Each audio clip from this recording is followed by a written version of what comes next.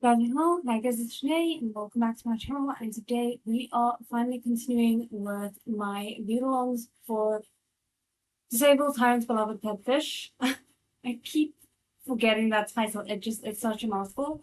But yeah, sorry about being late. I had my first ever quiz night and it was so much fun, but it was a bit of a stretch getting back on time.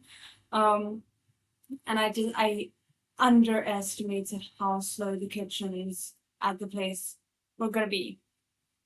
So sorry about that. We might need to actually permanently move the streams because I genuinely enjoyed it so much that I might want to go back on a more regular basis. Anyway, hi, sorry. If I look a little bit haggard and my hair is a little bit of a mess, it's because it was in a ponytail until 2 seconds ago, and it was not looking great. So we're working with what we have tonight and just hoping for the best. And as far as I think things are going to be going for today, we are going to try and do the 3 hours again, because I hope my voice will hold up. I don't have a headache, which is great. And I just want to like get a good chunk of this done because it has been left sitting for too long, and I just lost my place. That's not good. Okay, if anyone remembers where we were at, that'd be a good reminder.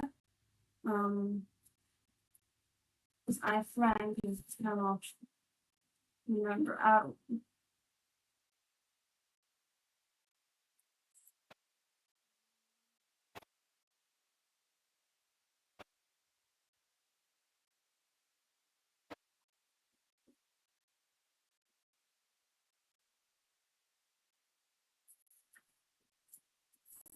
Now we are in a dilemma here.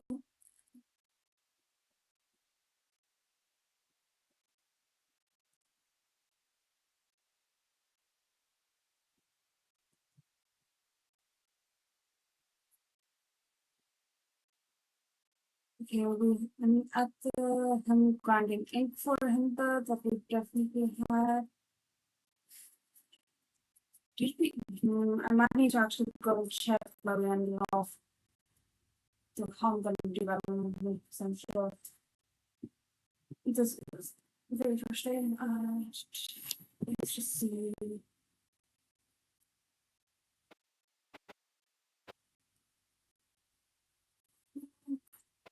Usually I try and end on a chapter ending, but I don't think we did last time.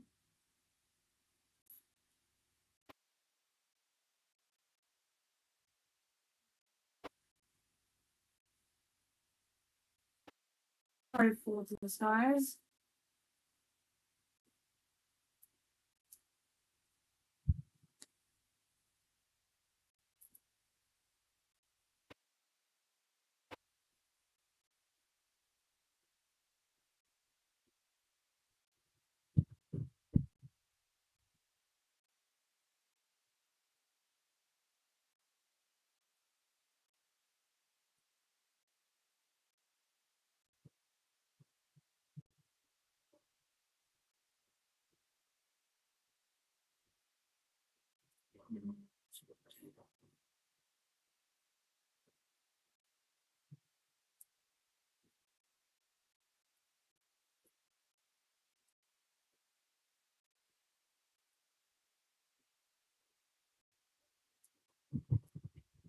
This is real.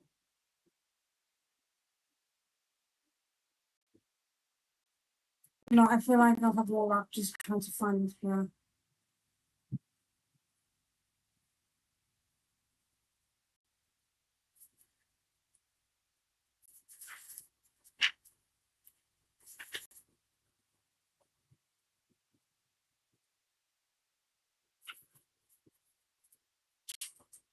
Okay, so we were definitely past him teaching.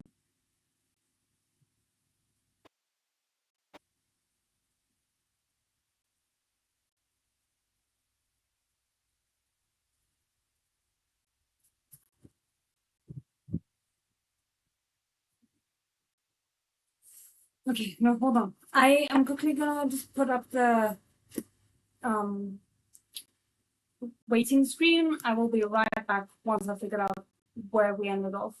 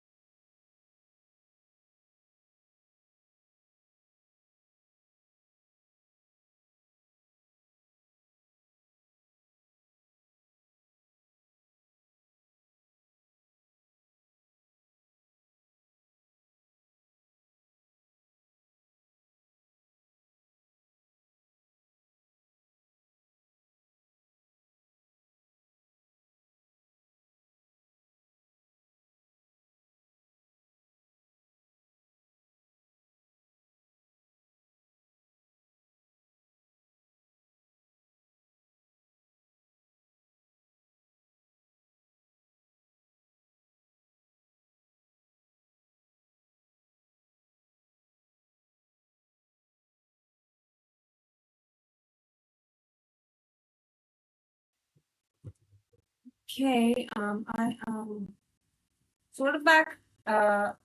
We seem to have stopped looking at the title around five. Let's see. Are we really that far in?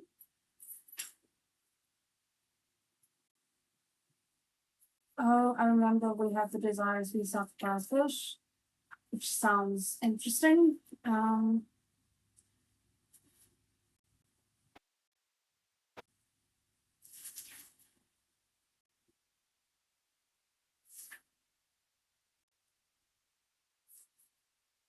All right, we have the. Okay, everything is coming back to me.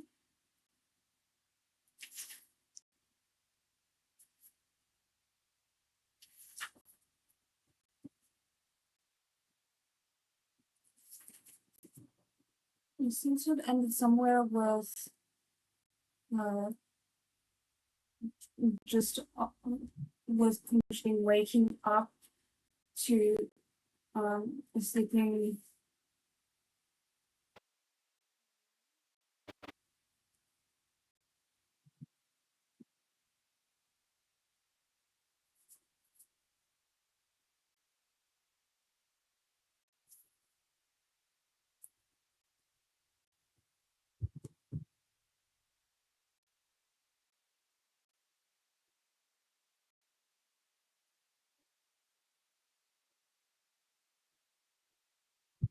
Okay, here we are. I think we finally found our space. We might need to just reread a little bit, so sorry about that. Prince Jing was sleeping pretty deeply, and when he finally woke up, so just to recap, Shahir had treated Prince Jing's fever.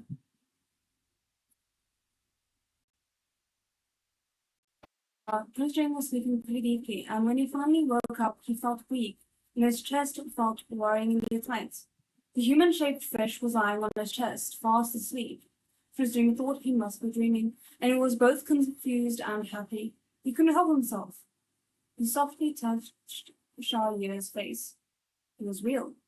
He didn't know what had happened, but since his fish was so defensive, he found himself wanting to trap him. Prince Jing moved his injured hand without thinking, and the wound on his palm throbbed in pain. Maybe the wound had reopened, but it didn't seem to matter. He carelessly raised an eyebrow and used his other hand to pull the sleeping corpse spirit into his arms. New Year, who thought he was still a fish, squirmed and muttered, "Little chubs, you're so heavy." Little chubs. Fishing was slightly upset. The fish was always under his watchful eye. Where did this fat man come from to steal him away? It is in fact you yourself, sir.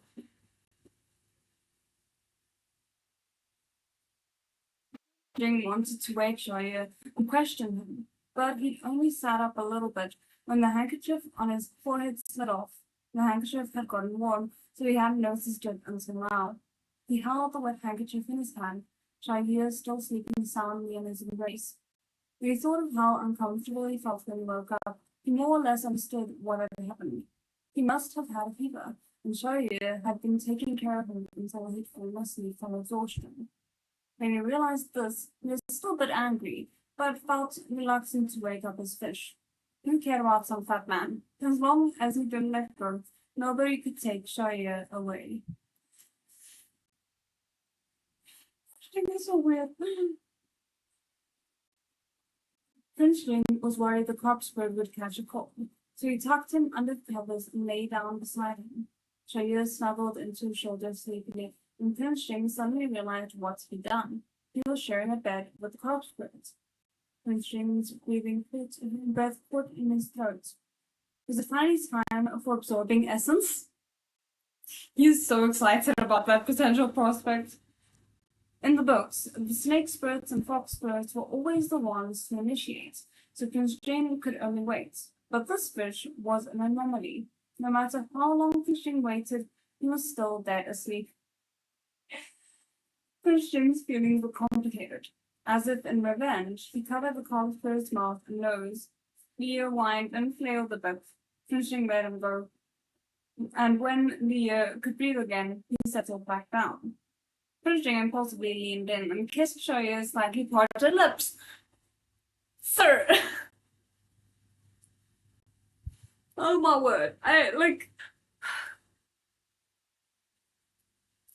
we have a very cute picture as well. Like, the fact that you can see how irritated by it Prince Jing is in the first panel, and then it gets progressively cuter as the panels continue. I hope that you can see it properly.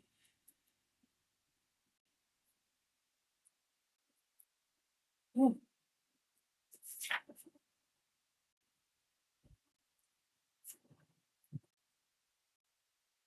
Wang Shi jogged back.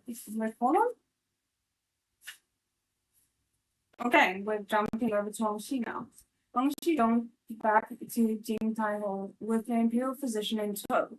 Wang Gongong wiped the sweat from his forehead and asked the Imperial physician to wait. As always, he had to check the room before announcing a visitor. He peered in past the half-open door and saw no signs of Li Gongzi. He was a little surprised, but when he looked back at the bed, he froze.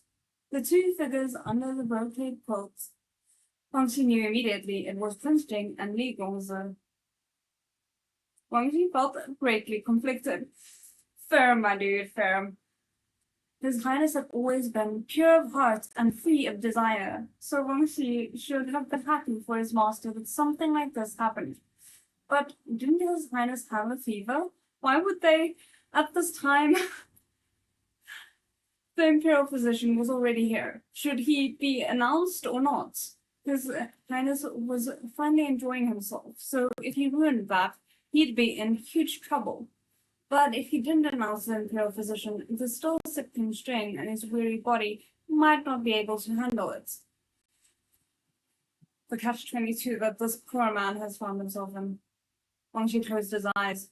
Even if his master blamed him later, he had to do it. He knelt and in a trembling voice said, "Your Highness, the Imperial physician is here." As soon as Wang Shi spoke, the lips that Prince Jing had kissed several times suddenly disappeared out from under him. Prince Jing looked down. Shuya had turned back into a fish in his arms. Oh crap, that wasn't even on my list of things that might go wrong. Why was that not on my list of things that might go wrong?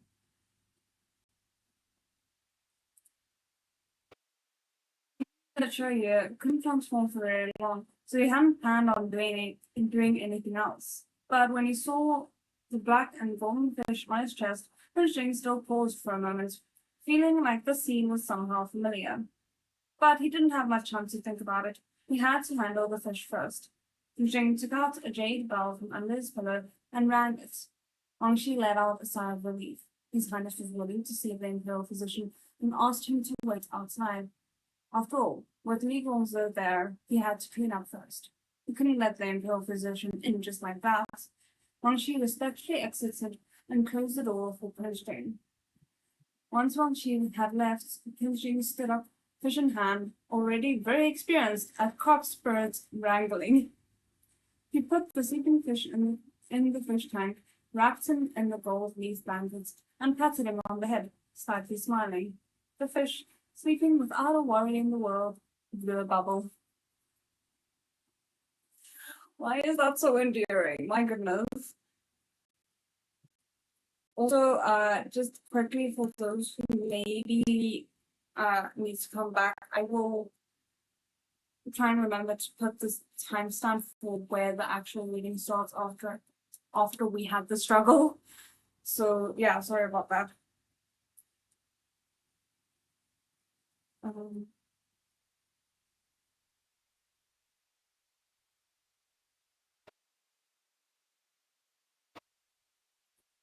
where part of the is one place. Finished with nothing out of place, Finching lay back down in his bed. He rang the jade bell again to let Wangxi and the Imperial physician in. Wangxi came in, his gaze wandering and his thoughts confused. His Highness was there, but where was Li Gongzhen? There hadn't been much time, and he had been on guard outside. Where could Li Gongzhen have gone? Finching's gaze swept over to him, and Wangxi immediately stopped his random guessing. When Li Yue woke up, he was in the porcelain fish tank again. Recalling that he'd been so exhausted from taking care of a patient that he'd accidentally fallen asleep, he was speechless. He'd been too careless. What if Prince Jing and Long Gong found out? Thank goodness Prince Jing was asleep with a fever and hadn't seen him. He probably woke up in the fish tank because he turned into a fish next to Prince Jing's bed, and when Long Gong returned and saw him, he must have put him back in the fish tank. The way he's like obliviously reasoning things out for himself.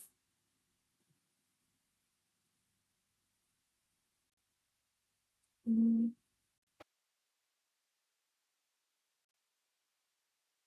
The Imperial physician had already left, and Lydia heard Wangxi telling the other servants that Prince James' wound had opened again.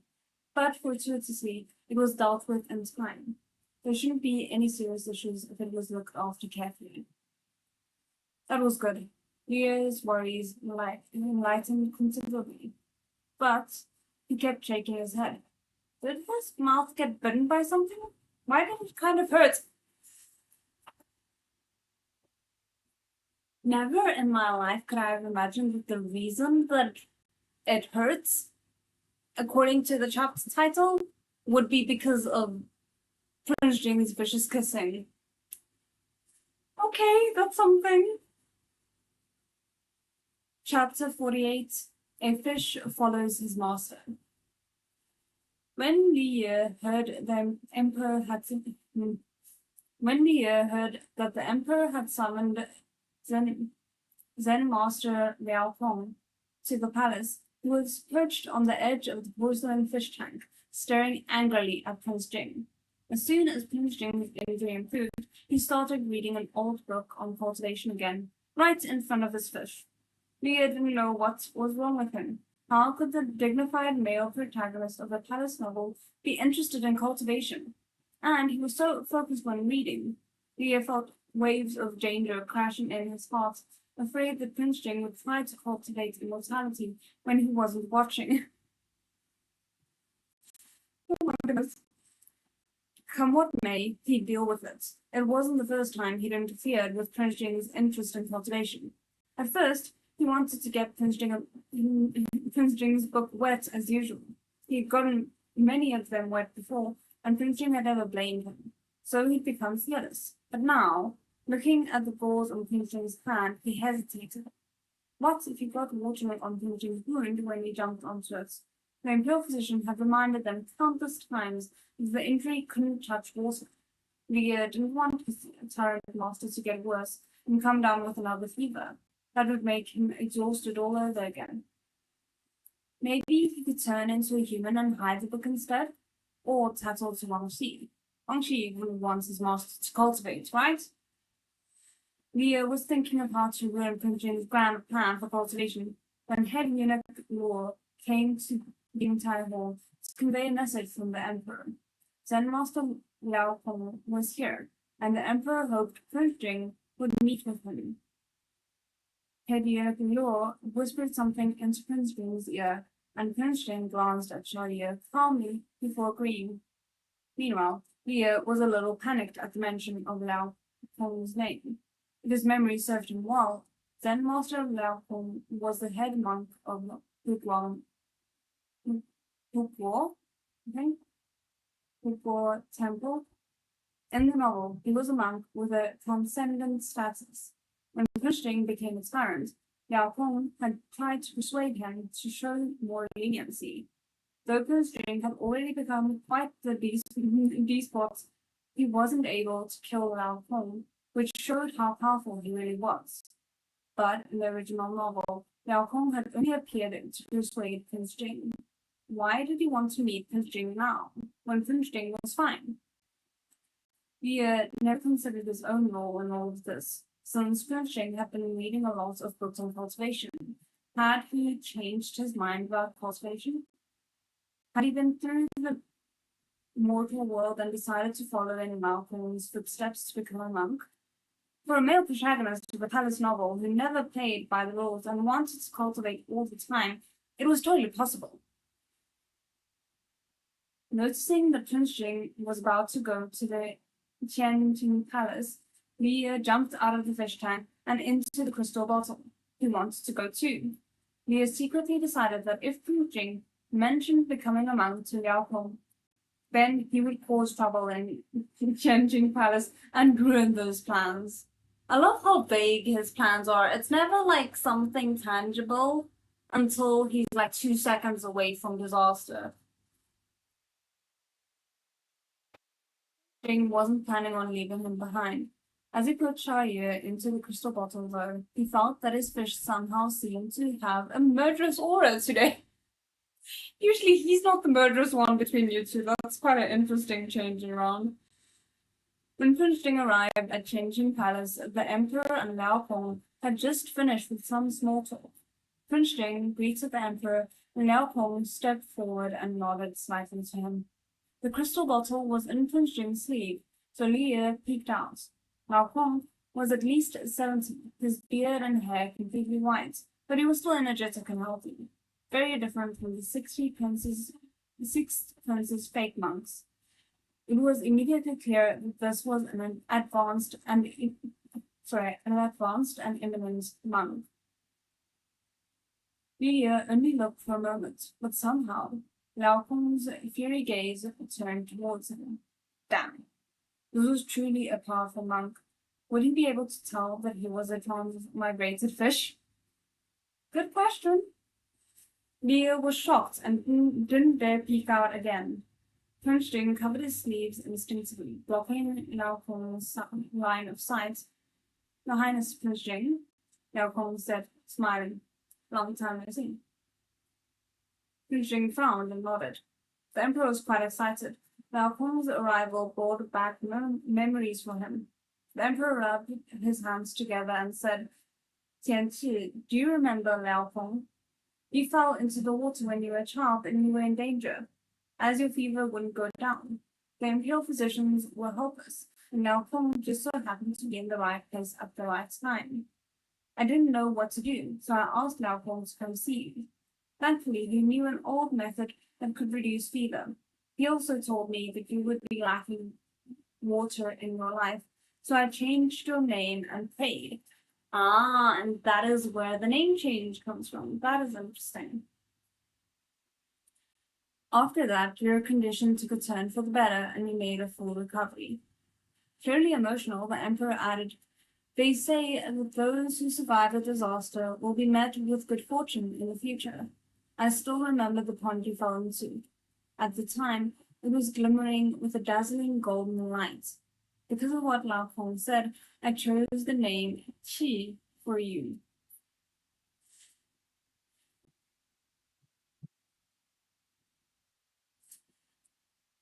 Look, I wasn't 100% sure before, but this definitely feels like confirmation that it wasn't just a dream on Sharia's behalf. It was him kind of going into the past and creating the past as they now know it. Does that make sense? I don't know how to explain this. Also, something I wanted to mention is when I was testing the sound earlier, there was a weird ticking noise every now and then. So if that comes up again, because it was really annoying. If it comes up again, please let me know. I'm not sure what's causing it, but it seemed to go away. I just hope it stays away. Timey-wimey stuff. Yeah. Oh, very Doctor Who.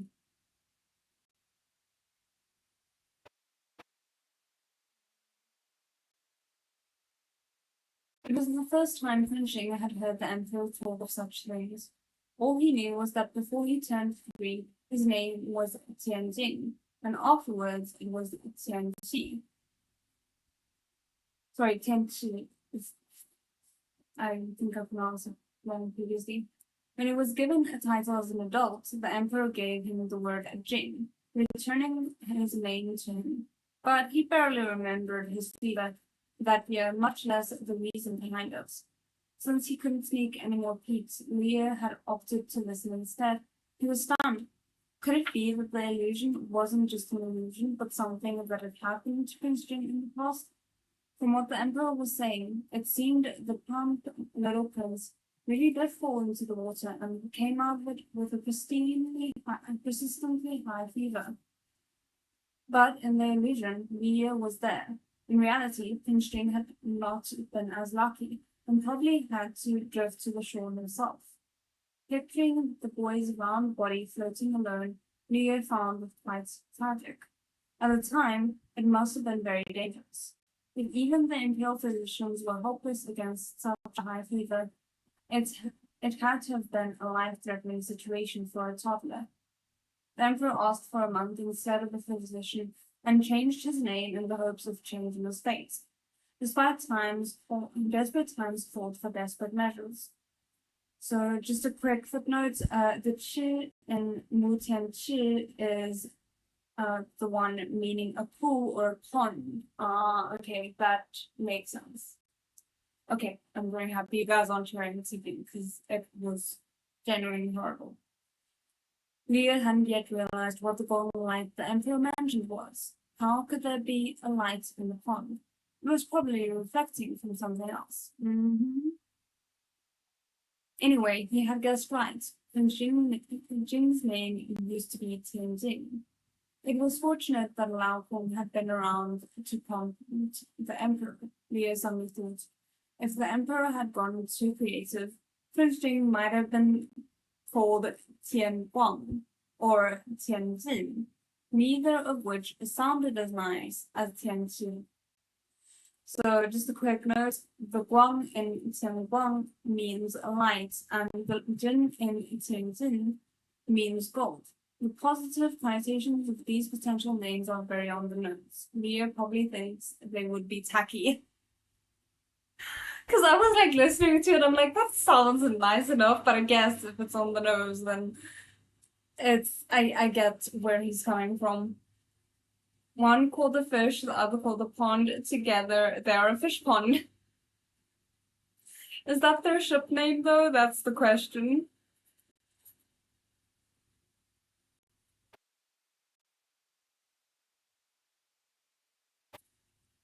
Though Prince Jing didn't remember what happened back then, he still bowed to Liao Kong and thanks at the Emperor's reminder. Liao Kong modestly said, "It was but a slight effort. The heavens help the worthy. Princeton. Great master, please don't be humble. After a bout of pleasantries, the emperor finally got to the main subject. I must trouble you to take another look today. Princeton has been raising a fish recently, and I think it's quite good. Oh, Leah finally realized that Prince Jing didn't want to become a monk. The emperor wanted Prince Jing to meet Lao Kong because of his fish. The little carp was a bit troubled. He wasn't afraid of most people, but would an eminent monk like Lao Kong be able to tell that he was a transmigratory fish? Leah decided to hide as much as he could. He would try to look like a normal carp for eating and not causing trouble in front of Lao Kong. Oh my goodness. Since the emperor had commanded it, Prince Jing calmly took the crystal bottle out of his sleeve and opened the lid in front of the emperor and Lao Kong. As soon as Lao Kong saw the black and gold fish in the crystal bottle, he became contemplative. Under his gaze, the little carp was very obedient and barely swam. Prince Jing, afraid that the little carp was nervous in front of a stranger, lightly touched his fish's back with his uninjured left hand. He pretended he didn't feel it and wasn't cooperative at all. He coldly blew a bubble. Oh goodness, this is like when you try and get your toddler to say something very specific that they have been saying nonstop and it's very cute, and then when you try and get them to say something, they're like, nope. Not at all. If it isn't their ship name, it needs to be. Okay, we will make the executive decision that it is now their ship name because we have all the power.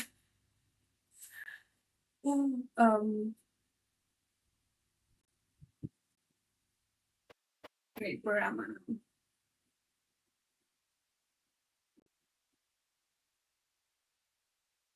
Prince Jing really wasn't sure what to make of this.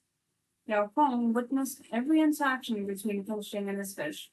He was silent for a moment before saying to the emperor, Prince Jing's fish does seem quite extraordinary to me. There was a pause, and before he could continue speaking, Lao Kong suddenly felt two burning gazes, one from the cold-faced Prince Jing, and another from the little carp in Prince Jing's hand that was trying to act dumb. Pets really did take after their owners. Lao Kong smiled privately and said, I've never encountered such a thing in my life. This fish. He stopped purposefully to create suspense, and, as expected, Prince Jing's gaze nearly bore holes into him. Lao Kong was over 70, though. When he felt a chill on his neck, he chuckled and said, This fish is the descendant of a koi. He doesn't look like one now, but he will as time passes. Oh my word, he might be another MVP. We might need to put him on the list. Like, he is helping to create an alibi, in a sense, for our dear Xiaoye. So I do think he knows what is going on. That is very interesting. Leo was dumbfounded. He didn't think a monk would have such good insights. He couldn't say that Lao Feng didn't see through him. How else would he know that he would look more like a boy in the future? But he couldn't say that Lao Feng had exposed him. Otherwise, why would he not lay the truth bare? Prince Jing gave Lao Feng a cold glance. As long as he didn't say Xiaoye was a monster or would turn into a dragon, it was all the same to him. Oh my goodness.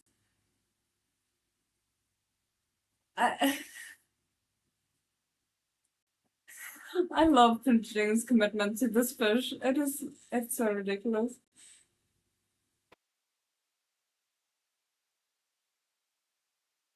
The emperor hesitated before asking, This fish really is a koi? Lao Kong nodded. Yes, he said solemnly. This type of koi is very rare.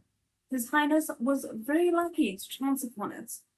The emperor trusted Lao Kong, and his words were consistent with what the Imperial Astrology Bureau had said. The emperor felt a burden lift off his shoulders, and he smiled, saying, No wonder I thought it was suspicious. Turns out it was at least part koi. The third prince had even tried to frame McCoy. The emperor was even more disdainful of him than he had already been. Leo still tried his hardest to look like an ordinary cop, silently observing the emperor and Lao Hong's movements. Lao Hong had paused between his words, really giving off the air of a great monk, and he'd scared Leo several times. But in the end, he announced to the emperor that Leo was actually a ploy. In the future, it shouldn't matter how much he changed, right? Now Hong looked scary to the fish, but he'd helped him in the end. Luckily, somehow, without even trying, Leo had managed to get the approval of both the emperor and Prince Jing. Soon, he could accept the reward from the coin mission. The emperor chatted happily with Lao Hong, while Prince Jing listened quietly. When Lao Hong left, the emperor ordered Prince Jing to see him off. Surprisingly, Prince Jing didn't take the little carp with him this time, and instead asked Huang Shi to take the crystal bottle back to his room first. He still had questions he needed to ask Lao Hong, and he didn't want the carp spirit to know. Oh, this is gonna be interesting. Prince Jing started to keep secrets from Xiaoye almost. Obviously there has kind of been him keeping secrets already, but it's kind of been more of a you're not asking, so I'm not telling.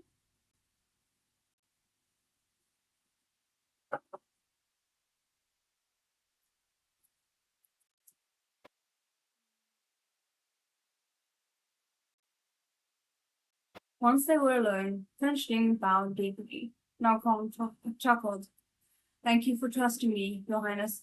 I hope I did not disappoint you. Oh, that makes more sense. That makes more sense. No, wait, but does it?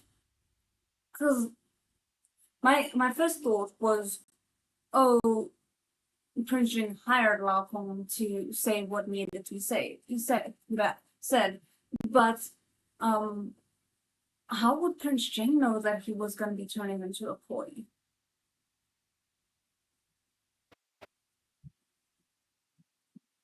Hmm.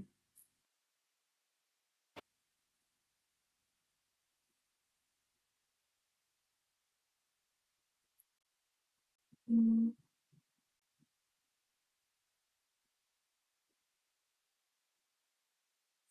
Prince Jing looked up at Lao Kong and smiled. When Prince Jing had found out about Mu Tianxiao's plan to make up a rumor about turning into a dragon, he'd predicted that things might get out of hand. The longer such rumors went on, the worse it would be. The only solution was to stop the rumors quickly and thoroughly by finding someone who could convince the emperor in completely overturning the rumor. But at first, Prince Jing wasn't sure who he should ask. The emperor trusted a director's son of the Imperial Astrological Bureau, but it was hard to guarantee that the emperor wouldn't be confused and swayed by rumors. He couldn't rely solely on the director's son. Prince Jing then thought of Zen master Lao Feng from Gokor Temple. The imperial family had established the temple, and the emperor trusted Lao Feng's character. If he had any more doubts, he would definitely ask Lao Feng. So the prince might as well directly ask Lao Feng to help. Everyone knew that Lao Feng was indifferent to worldly affairs and only took orders from the emperor, but they didn't know that Lao Feng had a deep, secret friendship with the former Duke of Chang'an, Prince Jing's grandfather. We love it when it works in our favor. Even though the emperor was the only one who could officially use him, Lao Feng would still run around for his best friend. When Lao Feng responded to the emperor's request to help with his defense and his fever, it was partially for the Duke of Chang'an's sake too. Prince Jing had known about this early on, and with the former Duke of Chang'an's assistance, he was able to ask Lao Feng for help this time. Prince Jing had made preparations with Lao Feng early on, and what had happened in front of the emperor just now was only a show to make the emperor's doubts dissipate. Okay, so it was really just Xiaoye's luck that Prince Jane kind of went in the direction of being like, oh yes, let's go with Koi as the story. No, but that. I feel like maybe both can be true at the same time. Like Larcom can know something's up, and also this could still be set up by Prince Jing. So like Prince Jing set up the initial thing, Larcom knows something's up, so he's kind of giving the correct prediction because Prince Jing said, oh, kind of said, oh, it doesn't matter what he says about Xiaoye so long as it's not about him becoming a dragon or something like that. So well, Puppy has to choose this time to act absolutely crazy. She doesn't understand the sanctity of downmate time. It is fine. We will be here when you come back if you need to like take her out for something. It's okay. But I appreciate that there is a sanctity of downmate time. It is very much appreciated. There was no one else around, so Laocoon kept praising her.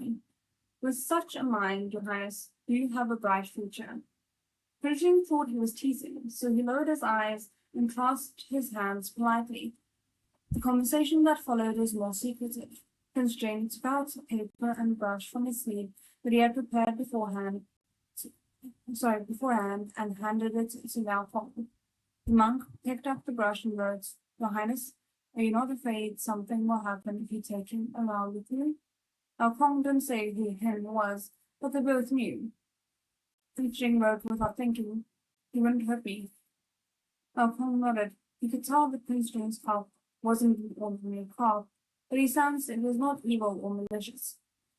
If he had, he wouldn't have agreed to do this for Prince Jing to cover up for the fish. Your Highness, your heart is as clear and bright as a mirror, he said. Is there anything else you need me to clarify? Prince Jing wrote, Great Master, do you know why he came? Laocoon took a long, thoughtful look at Prince Jing. I may not be able to help with much else, but I do know a little about this.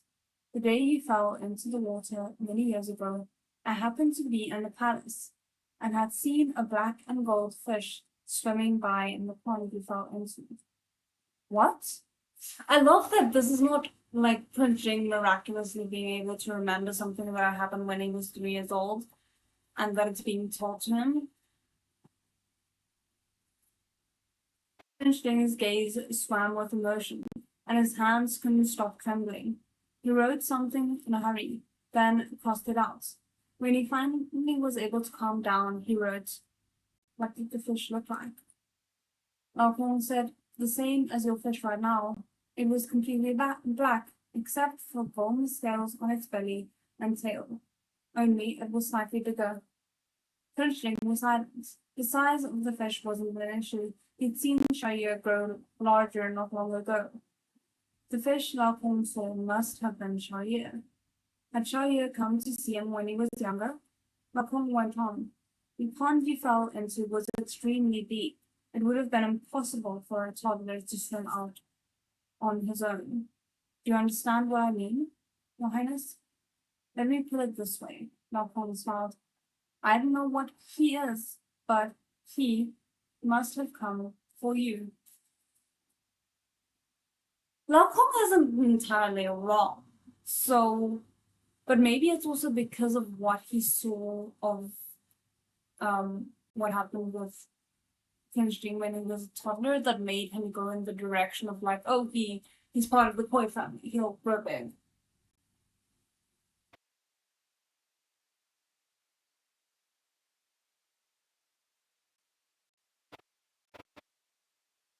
Come for me?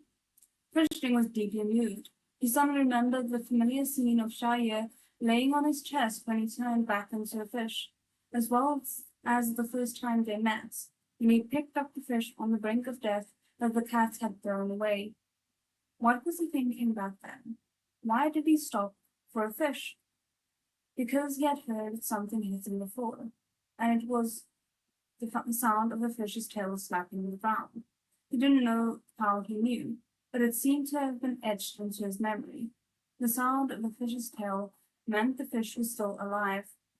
When the sound stopped, it meant the fish was about to die.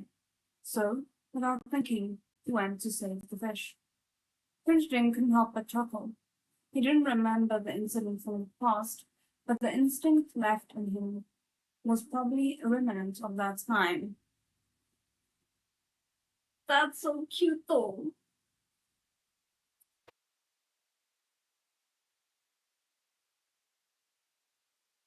I kind of love it. This monk is making the ship sail along with our dear Long Bong Bong. So I was right. He actually does deserve MVP status as well. Chapter 49, Fish Turning into a Koi. Ooh, okay. Ever since Liu was given the Koi stamp by Zen Master Lao Peng right in front of the Emperor, he was no longer an ordinary carp for eating. He'd completed the Koi mission and the reward was waving at him, but Liu still resisted the temptation.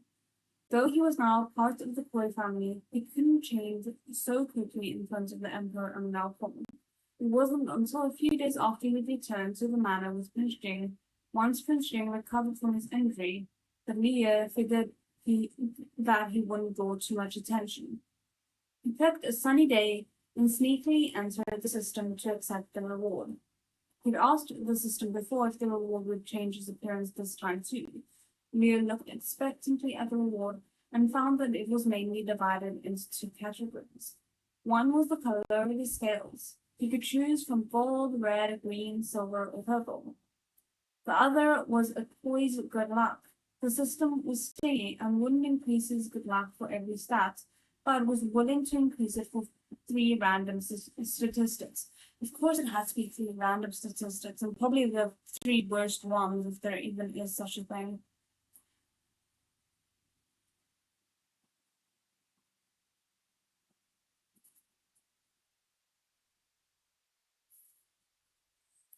It was all right, Leah thought. He was skilled at comforting himself by now. Increased luck for 3 stats was better than nothing, right? Since the reward was random and he couldn't choose the stats, he chose the color of his scales first. He'd chosen gold before, but the golden scales had just grown on top of his original inky black ones.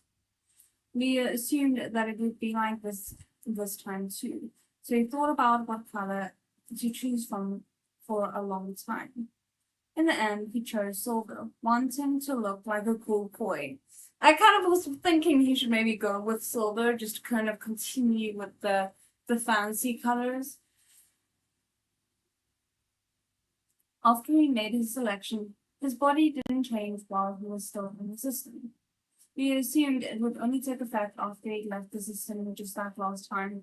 He wasn't really in a hurry, so he went to check the increase in luck. Since he accepted the reward, the stats had gone up, and the fish scanning system had listed the stats that were chosen. Slapping villains in the face, luck plus 10.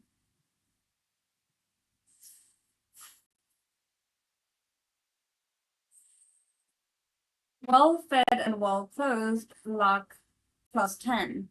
I mean, I feel like you don't even need to add that as a luck point because he's with Prince Jing. Of course he's gonna be well fed and well clothed. That feels like a cheat, but okay. 1 shot and done luck. Plus 20. I mean, that is pretty damn good. Because that's like, okay, I'm gonna, if I try something, the chances of me succeeding on the first go is pretty high, right? That's how I'm understanding it. What? You can understand the first 2 stats fine, but something weird seemed to have been mixed in, and it had been increased a lot for some reason. Excuse me, what does 1 shot and done mean? It's a skill needed for special missions, said the system mysteriously. The higher the stats, the easier it is to complete the mission. Why does it sound a little off? I guess since it helps with finishing quests, I'll accept it. I'll find out what it is when I use it. The question is, like, does he have to activate these stats or do they just occur naturally? I don't know how else to say it. Like, does he have to apply them for it to work, or are they just auto-applied?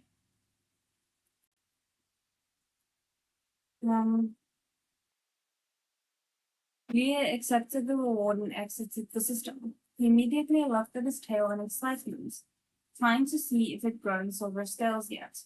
With just one glance, he was shocked. His fish tail, which used to be black, with a streak of gold, had turned silver with a streak of gold. What had happened to the cool mix of colors he was expecting? Leah gulped. Was the color change this time not to add scales to his already existing colors, but to completely change his main color? He immediately jumped out of the fish tank, used his tail as a skateboard, and rode it to the bronze mirror in French's room. My goodness, his tail was so versatile, shall we say.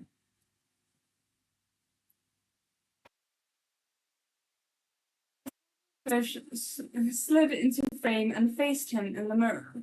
From a distance, its silver scales shone like pearls, and its belly and tail still had golden streaks in it.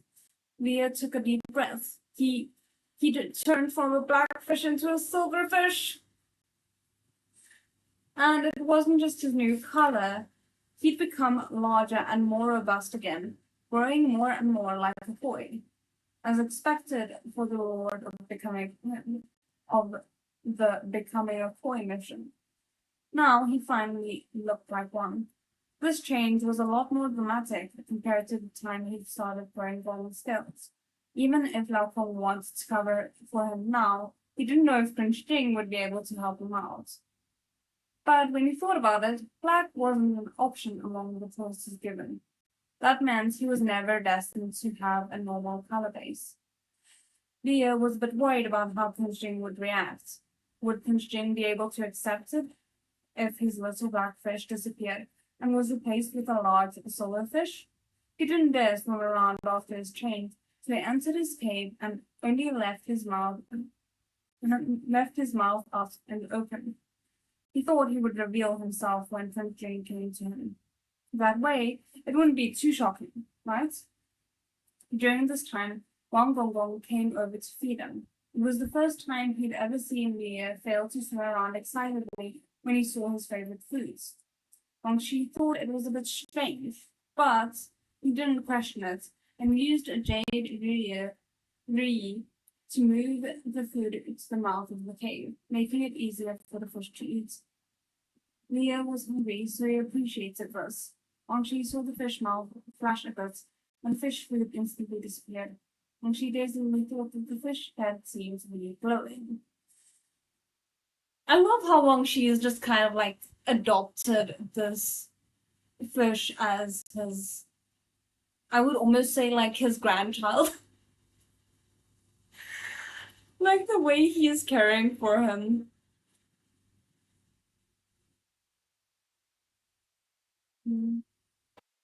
Unable to make heads or tails of it. Do you guys think that pun was intentional on the writer's part? I think so. Wang Shi walked away. When Prince Jing came over, he noticed that Xia had been in the cave for a long time. The usually lively carp wasn't moving at all. Something was fishy. Prince Jing reached a hand in to pull him out, but even though he managed to get a hold of the fish, Prince Jing wasn't able to remove him. He sobbed. I'm stuck again. I was wondering about that. I was like, did you not grow enough to be stuck?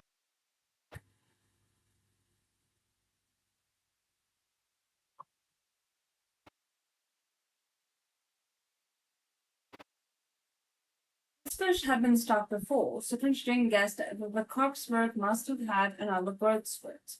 He immediately ordered his servants to move the ornamental mountain and save the fish trapped inside. When the ornamental mountain was moved out of the way, a fish with glittering silver scales and a pitiful gaze swam out. Fidgeting stared at him.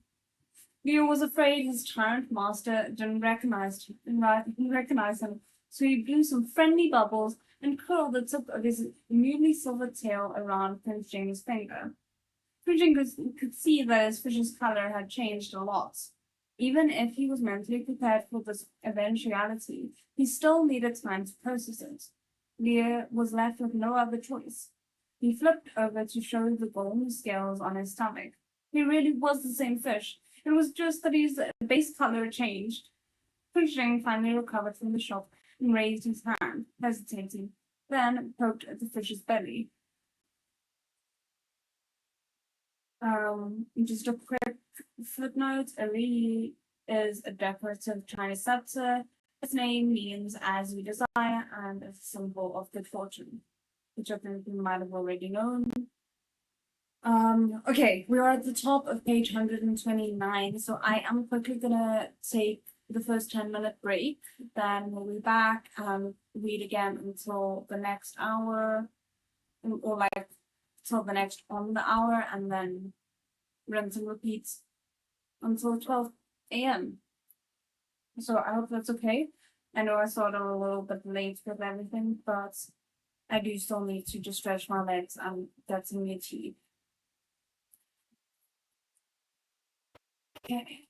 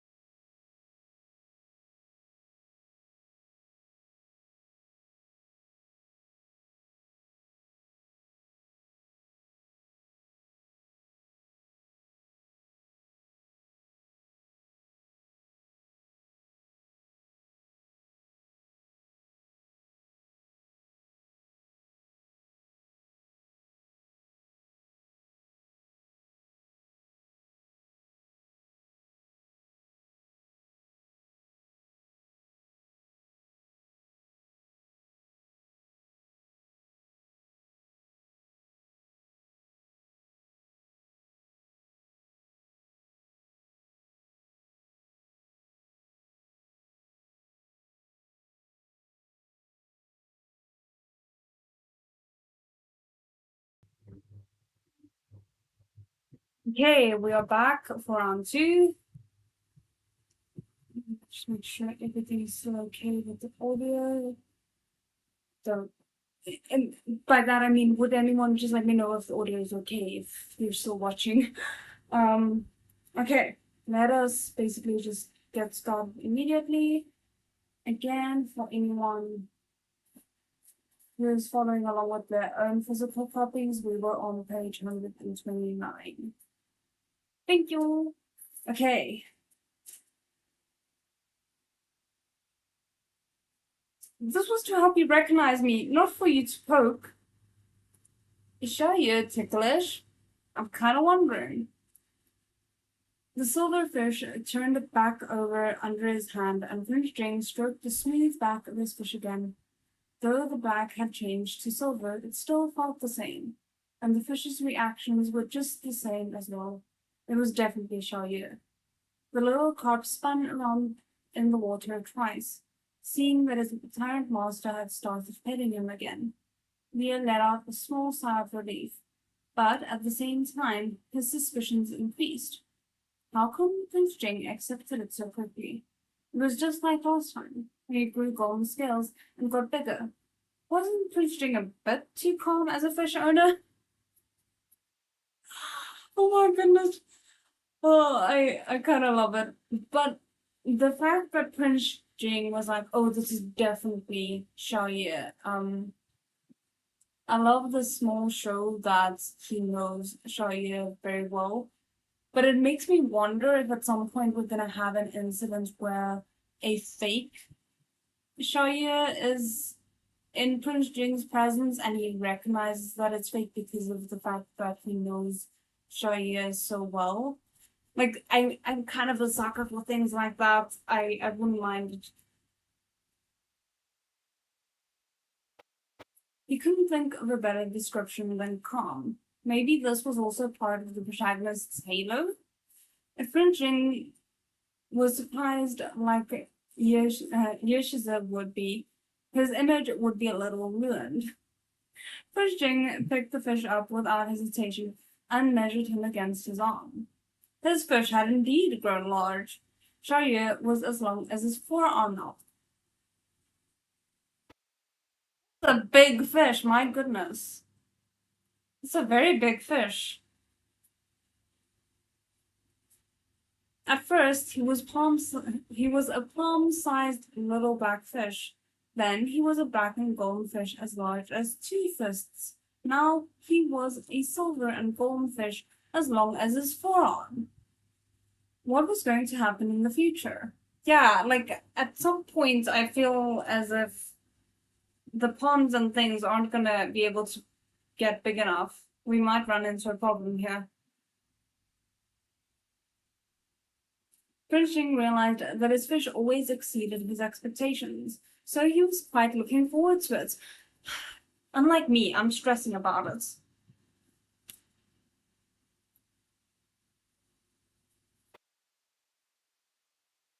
Fish had suddenly grown again. The current tea-bowls and fish tanks were no longer usable. Pershing took his fish and walked outside to put him in a large pond right outside the room, while he ordered people to quickly bring out larger tea-bowls.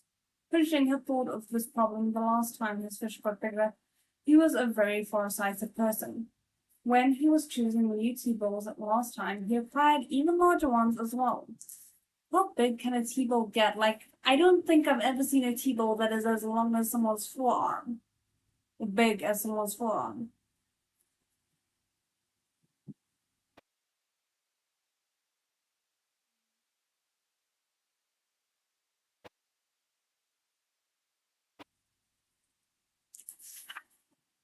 And all they had to do now was retrieve them. Leo soon received a red lotus T-bowl that fit his new body. At the same time, Frischting warned everyone in the manor, including Washi, that Xiaoye was going to keep changing. Now that Xiaoye was confirmed to be a toy with Laohong's guarantee as well as the Emperor's orders, no matter how much he changed in the future, it would just seem like his natural boy transformation.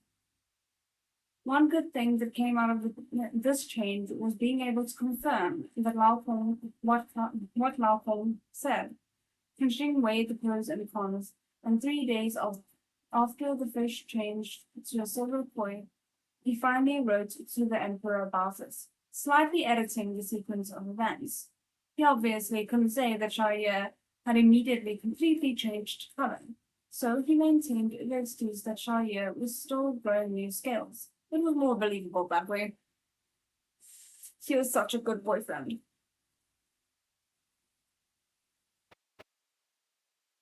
While Prince Jin was working hard to cover up for his fish, Shahryar didn't have very many worries after Prince Jin readily accepted him.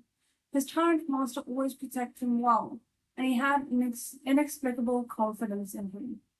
With the koi mission completed, he had to start focusing on the revitalizing the family mission. But this main quest was still stuck on the first step, the indulge quest. To do that, he suspected that he needed some wine. One day, after his major koi transformation, Mia changed into a human when Prince Jing wasn't around. Remembering that Prince Jing liked to read cultivation books recently, the first thing he did was hide those books so they couldn't be easily found. Then he sought out Wang Shi to settle the wine matter as soon as possible. Wang Gong, may I ask where the wine is? Leah politely asked once he located it. He had a gift box in his hand. When asking for a favor, it was necessary to prepare something to show thanks, especially in ancient times. Is it to show thanks, or are we just like calling that to be polite, but it's actually a bribery? Because that's how I would have taken it, which would not have gone down well. Mm. Leo didn't know what he could give as a gift. Most of his belongings came from Prince Jing, so he couldn't just give those away. After much thought, he packed up a couple of pieces of his favorite desserts and put them in a box. Using a red ribbon to tie it prettily, Wang Shi smiled at him, and Li shoved the box over. Today he was wearing a pearl-white robe. The collar and hem were embroidered with seemingly endless golden water ripples, and the cuffs were encircled with small jade beads, each the size of a rice grain. The belt was made of a loose, colorful fabric, and he wore silver-patterned white boots. Prince Jane would occasionally give him old clothes, and this outfit in particular was very similar to his current fish body. Shortly after he received it, it became his new favorite, and he wore it everywhere to show it off. It does sound very beautiful. Like, I low-key was wondering, do you guys think it's this one? The one with some color? But yeah, I'm imagining some Fangs of Fortune level beautiful clothing here. Mm.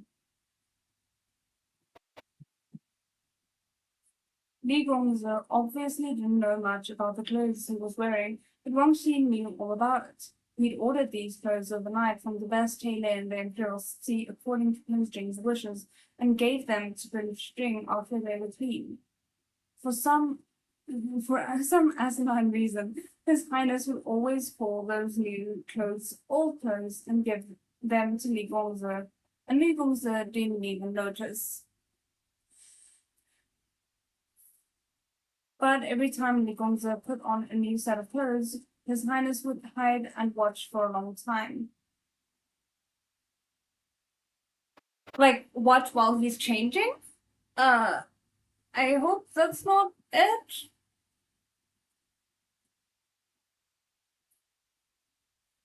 Anyway. Mm. Wang Shi could tell that His Highness cared a lot about Li Gongzi, even though the way he showed it was strange. Even Wang Shi couldn't help but want to smile when he looked at the young man in white. Li Gongzi rarely came out of his room and didn't interact with others much, but he was always polite and didn't put on airs. Wang Gong weighed the gift in his hand. It wasn't strange that His Highness would like such an enduring boy. Why are you asking me about wine? Wang Shi asked, smiling. Do you want to drink some? Leo nodded. His real goal was to finish the mission, and drinking wine was just a way to get there. But it wasn't wrong to say that he wanted to drink. His Highness has ordered that we are to get you anything you want. Please come with me, Gongzo. Wang Shi held the gift box and brought Liu to the wine cellar. Liu's eyes widened as he stared at the rows of wine jars in Finstream's manor. That many? Wang Shi smiled. There's wine from other manors and from the palace. What kind do you want? Do you know its name? Liu blinked. He wanted one that would allow him to complete his mission immediately. Struggling, he said, I don't know. Apart from green palm wine, are there any other kinds that aren't so easy to get drunk off of? There's one called Amber Light, made from grapes. Even women and children can drink it safely. Wangshi patiently introduced it to Liu and chose a small jar of Amber Light for him. Liu left excitedly, carrying the wine jar. Wangshi was loyal to Prince Jing and immediately reported it to him. Xiaoyu wanted some wine. Unsurprisingly, Prince Jing was worried. To his knowledge, the top spirit's alcohol tolerance was quite low. To prevent his fish from transforming randomly when he was drunk, Prince Jing decided to stay with him. Wangshi volunteered to lead Prince Jing to find Nigongzi. After taking a few steps, Prince Jing noticed the gift box in Wangxi's hand. The expression said he clearly wanted to know what it was. 10 minutes later, Prince Jing's expressionlessly put away the handmade gift box from Xiaoyu. Hong Kong held the money that His Highness had given him in exchange, feeling both ashamed and amused. Okay, I'm glad Prince Jing was like, I'll at least give him something in return for taking what Xiaoyu has given him. Oh my goodness. But I'm a little bit confused because why do you need wine to complete the mission of indulgence if you're not planning to get drunk? And if you can't get drunk off of the wine, then I promise you Prince Jing won't be able to get drunk off that wine. So overall, I don't understand what the plan is here. Sorry, I realize I keep like leaning out of frame. I'm still getting a little bit used to this new area. Okay. Chapter 50. Fishy smashed cucumber. Suggestive, and I'm not sure if I should be taking it as such. Leah got the wine he wanted. The fish scanning system's missions usually just had scary titles, and he could complete them on his own with no problems. So clearly they weren't actually too hard. Indulging could mean indulging in drink. You didn't have to overthink it. Oh, okay. But interesting. Fair, I guess. But that would not have been where my brain went. I probably would have been like food. Alcohol. Um.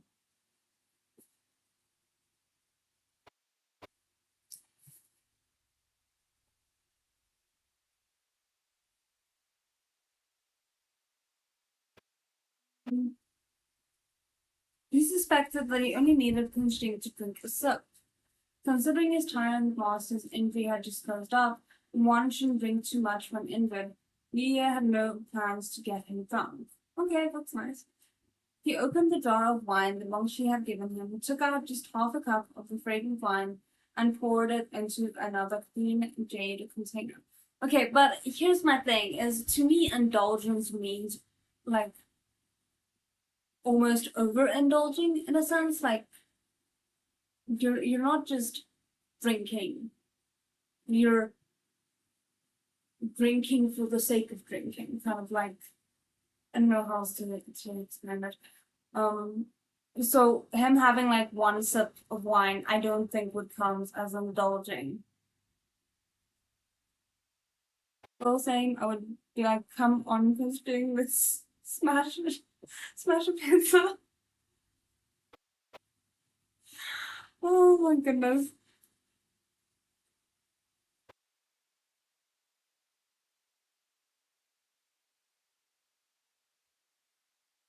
It's probably the best in the world at completing missions. Leah happily put out the mixed wine, but an important question arose from his preparations. How was he going to get Prince Jing to drink this diluted wine? Prince Jing was a prince. Usually, a servant would test all his food with a silver needle and taste some in front of him. If the wine Leah had tampered with was tested first, it would be discovered before um, Prince Jing could drink it. The servant would definitely not serve such wine to his master.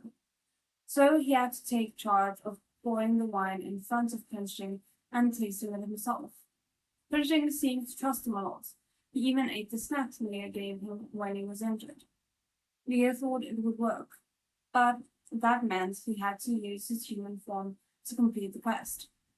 Well, he supposed it was fine either way. The system had never specified whether he had to use his fish form or human form. He couldn't drink wine as a fish, even if it was diluted wine, so it was easier to use his human form. He had to invite Prince Jing of the First in order to drink wine. The excuse he would use was to invite him to dinner. That was the only excuse Leah could think of at the moment. He had lived at Prince Jing's manor for a while now, and whether he was a fish or a human, Prince Jing had always taken good care of him. It was reasonable for him to want to repay Prince Jing with dinner. In the end, after an internal debate, it seemed the key was to invite Prince Jing to dinner. Leah suddenly remembered that the fish scamming system had added luck points to his well-fed and well-clothed stats. Does that mean he just suddenly become an excellent cook? No, I think it just meant that you are extra spoiled by Prince Jing, but okay. Why not use this chance to try it out? Leah rubbed his hands, feeling like the god of cooking had possessed him. Deciding that he still had enough time left in his human form, and that he didn't need to cook anything too complicated the first time, he decided a simple home-cooked meal would be fine. Okay, but like, I'm assuming they don't have the same level of pan etiquette, things like that we do in the modern age. So, like, will you be able to use all the utensils that they have available to cook? Because it's one thing if you're already bad at cooking in the modern day and then being migrated into the past where, like, suddenly you're working with an uncontrolled heat source. These things mess things up as far as I am aware. So, good luck to you. Leo ducked into the manor's kitchen. Finishing normally didn't keep him from going anywhere, but as Leo was afraid that he would run out of time in his human form, he hardly ever wandered around. He'd only come out a couple of times, but despite this, all the people in the manor already knew him. Among them was the kitchen staff, who would make Leo's favorite food. When the kitchen servants saw him, they were surprised but welcoming. Everyone knew how much His Highness valued Legals after all. He had no intention of troubling them at first, and asked them to continue with their work after saying hello. Auntie Shear, who had helped him before, was in the kitchen as well. Leah asked for help, afraid that he wasn't familiar with the rules here.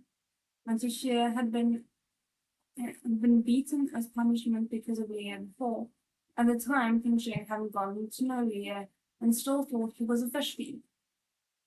Auntie Shear was punished as a result, and Leah still felt extremely guilty. Once he was able to move freely around the manor, he found her in person and apologized directly. Auntie Shear knew that it was a misunderstanding and was quite open-minded. She did violate the laws of the manor, so the punishment couldn't be considered unfair. She never held a grudge and didn't blame Leah. Later on, when Prince Jing realized the truth, he increased her monthly wage as compensation. And Auntie Shia said that was a blessing in disguise. Fair enough. Leah mentioned that he wanted to personally make a dish for Prince Jane. Auntie Shia stopped the work she was doing, and Leah decided on an easy cucumber and egg sandwich. Okay, this is where the cucumber comes in. Cucumbers and eggs were both available in the kitchen, and it was hard to mess it up. Auntie Shia helped him to wash the cucumbers, beat the eggs, and told him where different condiments were kept. It was said that a nobleman stays far from the kitchen. For a man as noble as Regan Zertz once a cook, he must be confident in his skills. Oh goodness, they are so overestimating this poor fish. Auntie Shia felt like she would be able to witness something novel today.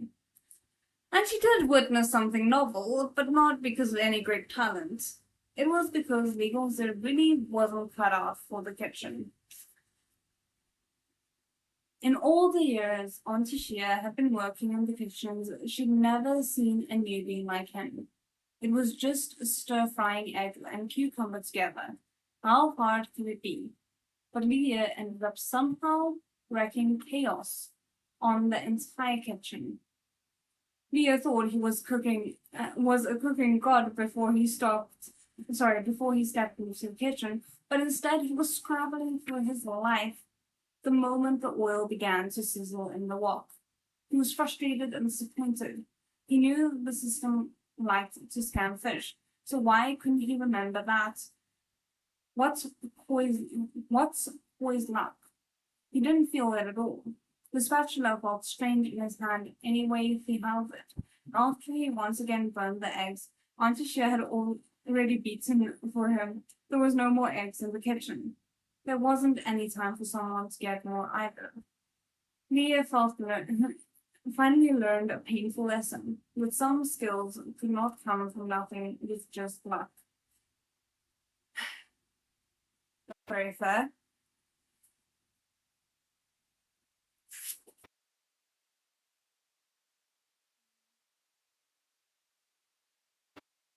Already decided he was going to cook for pinching, and he still had to complete his quest. Leah thought about it helplessly. Since there were no more eggs, why didn't he go for something easier? Instead of cucumber and egg, why not just smash a couple of cucumbers and make cucumber salad? He should know how to do that, at least. Leah pressed the back of the knife against the juicy cucumber and whacked it. Whacked it? Whacked it. He whacked a cucumber. Okay.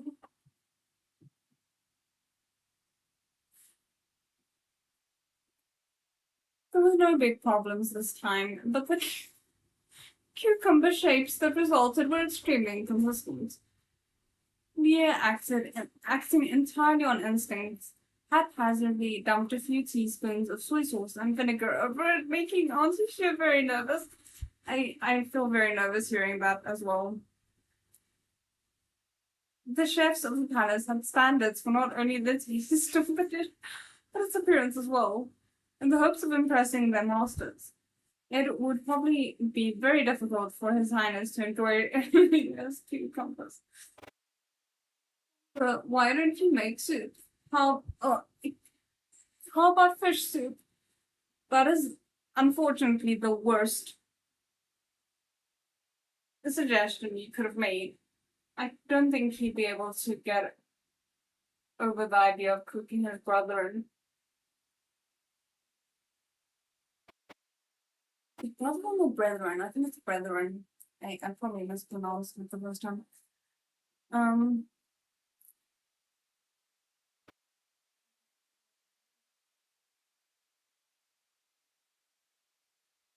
Auntie Shea carefully suggested watching Leah's expression. She really wanted to help him. It was clear that Lego's wasn't good at cooking, so making fish soup would be better. She could hardly, well, she could handle preparing the fish, and Lego's only had to put it in the pot to cook it. His Highness had also not had fish soup for a long time, so even if it didn't taste good, it wouldn't be a huge deal. Okay, but don't you remember why he hadn't had fish soup for a long time? We are worried. I like Auntie Shia. I don't want anything to happen to her just because she tried to make fish soup. Auntie Shia had good intentions. Already stressed out, Leah was shocked by the words fish soup. Soap, soap, soap. It wasn't a bad idea, but he was a fish. How could he make other fish into, into soup? Leah politely declined. He was determined to finish the dish he'd said he would finish, even if he had to do it on his knees. He didn't have much time left in human form, and he still needed to complete his mission. Leah took the plate of small cucumbers he ended up with and went to offer his treasure to Prince Jing. Auntie Shia was left to clean up his mess in the kitchen.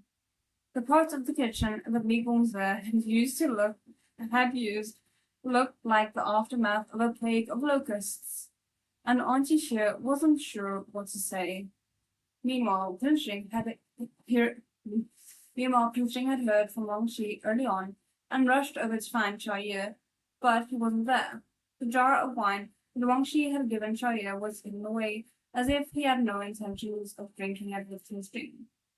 What on earth was going on? The corpse bird had tucked the wine jar under the bed, with a large, obvious bowl covering it, as if to hide it. The fish was away, so Prince Jing secretly took it out and to check and found that the wine was practically untouched. Next to the wine jar was another bottle of extremely diluted wine. Prince Jing couldn't work out what the fish wanted to do. He had to put the wine jar and wine bottle back into their original spot so the fish wouldn't notice. It was surprising that Leah wasn't in the room. Prince Jing let him roll around as he pleased in the manner that when he left the room, he would have someone keep an eye on him in case of an emergency. Soon a guard reported that Li Gongzi was in the kitchen, saying he was cooking for Prince Jing. Oh my goodness, I'm so scared that Prince Jing's expectations are high. I hope that it's not, because maybe he's gonna think about the fact that this is a fish and fish aren't used to human food.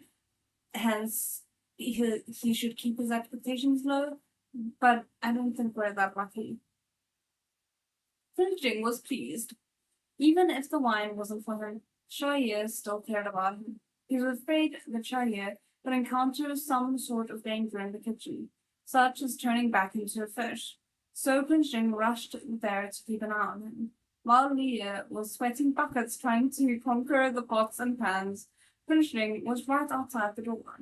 The servants all knelt on the floor, keeping him company as he quietly watched the young man bustling around inside. Oh, that must have made for quite a weird and awkward sight.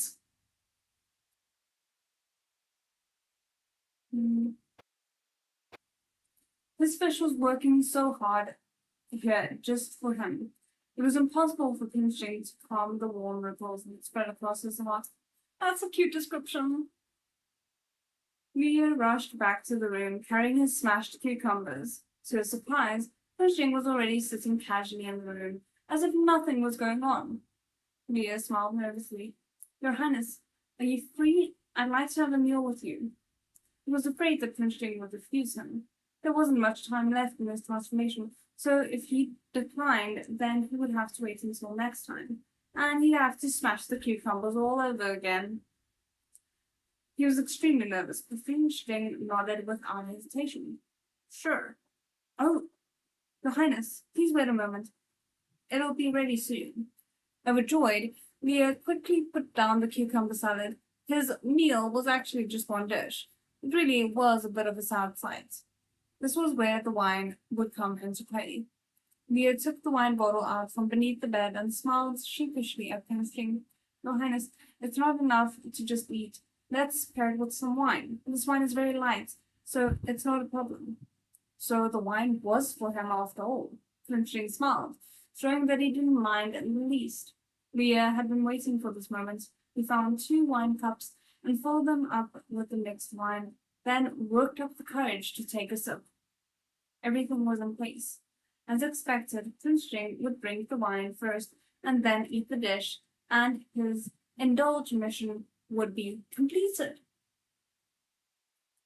Leah's burning gaze followed Prince Jing's slender fingers as he held the wine cup. A moment later, He put the cup down and picked up a soft cucumber with his silver chopsticks. Yeah, he could eat the cucumbers first too.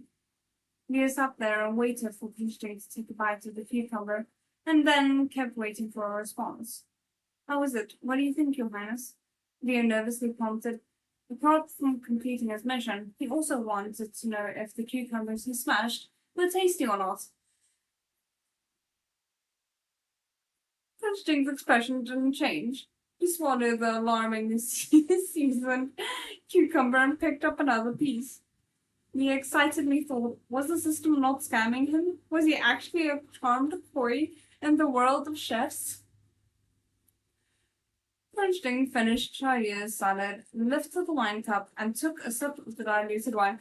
Did this man really just think, like, okay, that cucumber salad looks poisonous, so let's eat that first so I can wash it down with the diluted wine afterwards.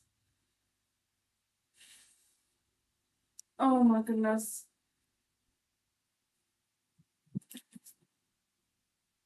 Leo waited nervously for the system's notification, but time passed, and even when Pinchling was almost finished with a cup of wine, the mission had still not been updated. Leo's clever plan seemed to have somehow failed. Why didn't it work? He pouted in frustration. If this didn't work, then how was he going to complete this mission? Leo was dejected for a bit, but soon realized that Pinchling, who was sitting across from him and drinking wine, had been silent for a long while. Leo looked up, Pinchling had his hand on his forehead and his eyes closed. Wait, no way! Was the Tyrant drunk on just the diluted wine? Wasn't this the man who drank several cups of green palm wine in a row? But he'd heard that alcohol tolerance was unreliable and possibly dependent on the mood and the body. Perhaps Pinchling actually couldn't hold his liquor that well. Or maybe it's kind of like a thing of the wine, the plum wine affecting him less than the grape wine, just because like he's very used to one but not the other, maybe. Or maybe there was a confusion in terms of which one Xiaoyu gave him.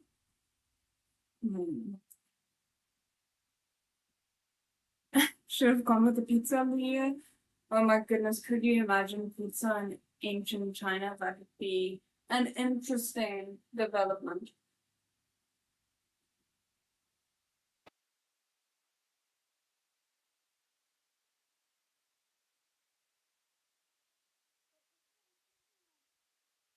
Obviously, there is kind of the idea of, oh, maybe the indulgence is, I don't want to say sexual, but like romantic in a sense. But then I feel like him being kissed by Prince Jing multiple times would have counted, and it didn't. So I'm not sure.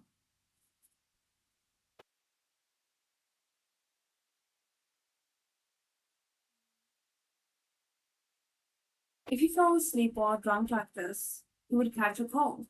Leah was quite responsible when it came to taking care of Prince Jing. He took the initiative to put Prince Jing's arm on his shoulder and lifted him upward. He meant to help him into the bed, but Prince Jing was much taller than him, and it was difficult to support him with just his shoulder.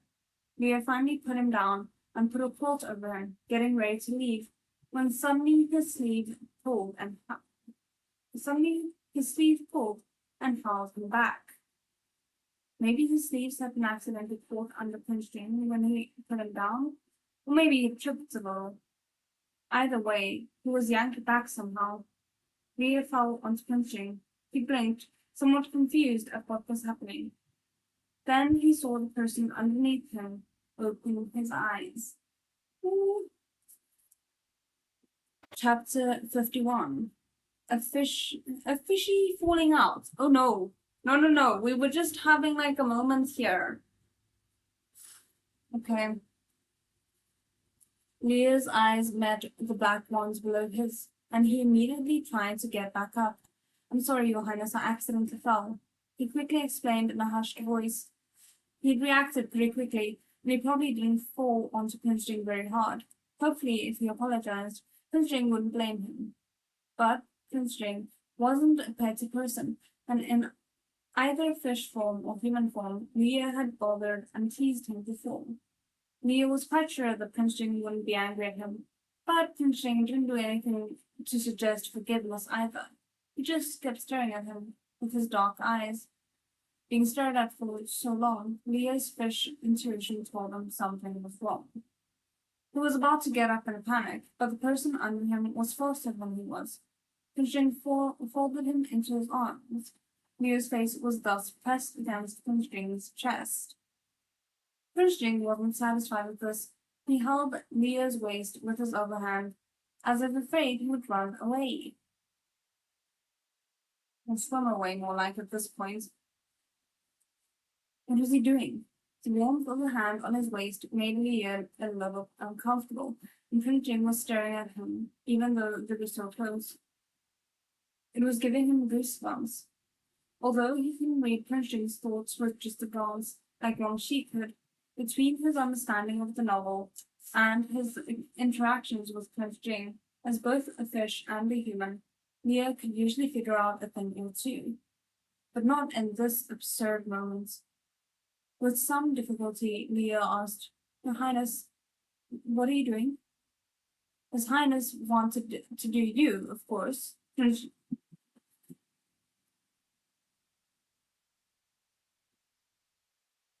Come again? His Highness wanted to do you, of course. Prince Jing hugged Leah and tucked a loose strand of his fish's hair behind his ear as he thought about how to make the person in his arms understand what he meant. It was inconvenient that he couldn't speak, but if he let him go during such a good opportunity to look for a brush and paper, it would kill the mood, and the carp spirit might not let him hold him again. Prince Jing had noticed that the fish hadn't come to absorb essence in a long time. He was concerned that the fish had run enough from him and intended to switch to someone else. For example, a certain little Chubbs, who the carp spirit couldn't forget. Oh my goodness. I think it's you who can't forget him.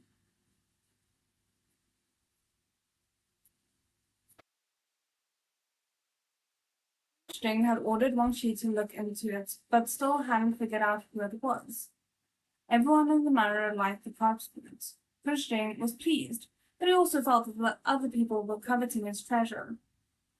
Such conflicting emotions left him feeling dissatisfied. It wasn't enough that the carp spirit was part of his household.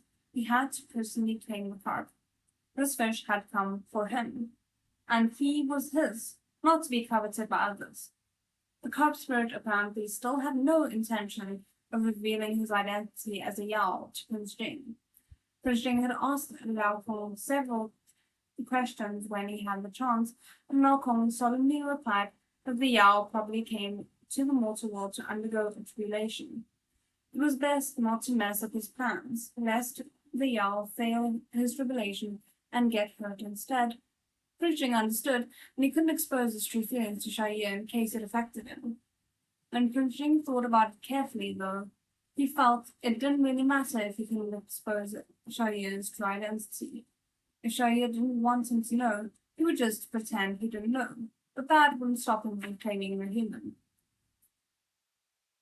Claiming the human Shai as his own. Quite apart from his identity as a Yao, Shai was a distinguished guest in his residence. There was nothing wrong with him liking Shai. Before the scholars in the books found out, weren't they also living a good, normal life with their Yao? In his lifetime, Prince Jing had never cared about someone so much. He'd finally found the one. Since he was a child, he was taught that he should take in whoever he liked. But if the carp spirit refused to come suck his essence, Prince Jing felt he was in danger. He tried his best to study the books on cultivation, but he still didn't understand a lot of it. He didn't know why Shai wouldn't come suck him. Guys, it sounds so wrong.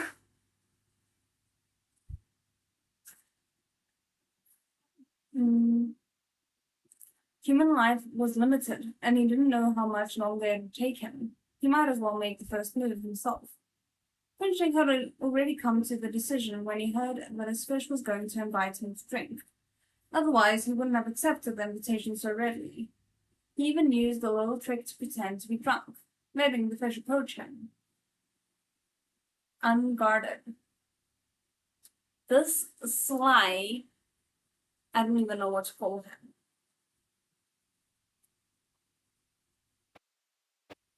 Yeah, no, it is. Can we even call it a euphemism though? Because it's so blatant.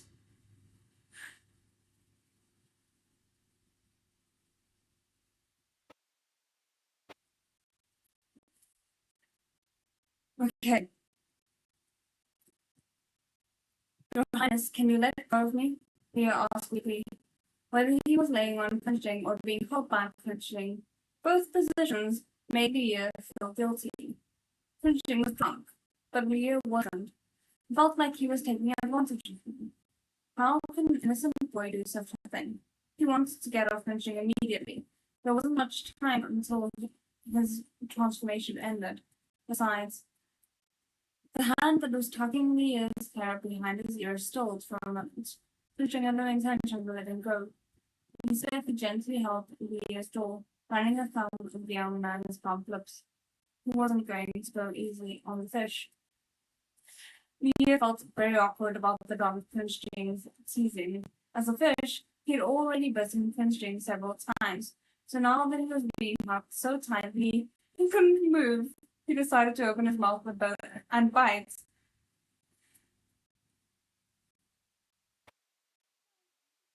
Flashbacks to when Leah bit this poor man's nipple. Oh, that happened, right? I'm not making that up, am I? Heaven help me if I'm making that up.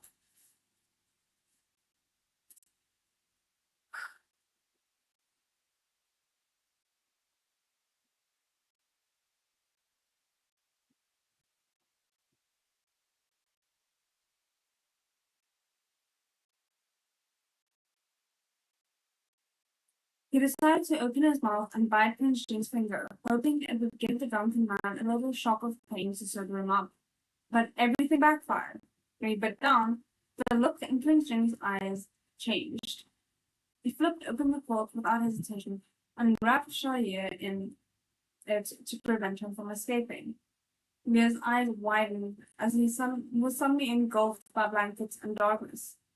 What was he trying to do?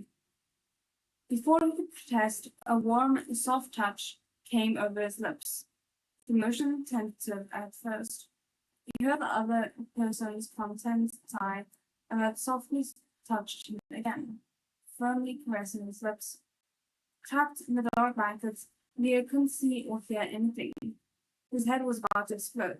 He was young, but he wasn't completely oblivious to basic human affairs. This touch was on a This touch on his lips was obviously a kiss. It was evident who it was. Bastard. How could he treat him like this? He'd obviously mistaken him for a lover. No, he didn't, sir.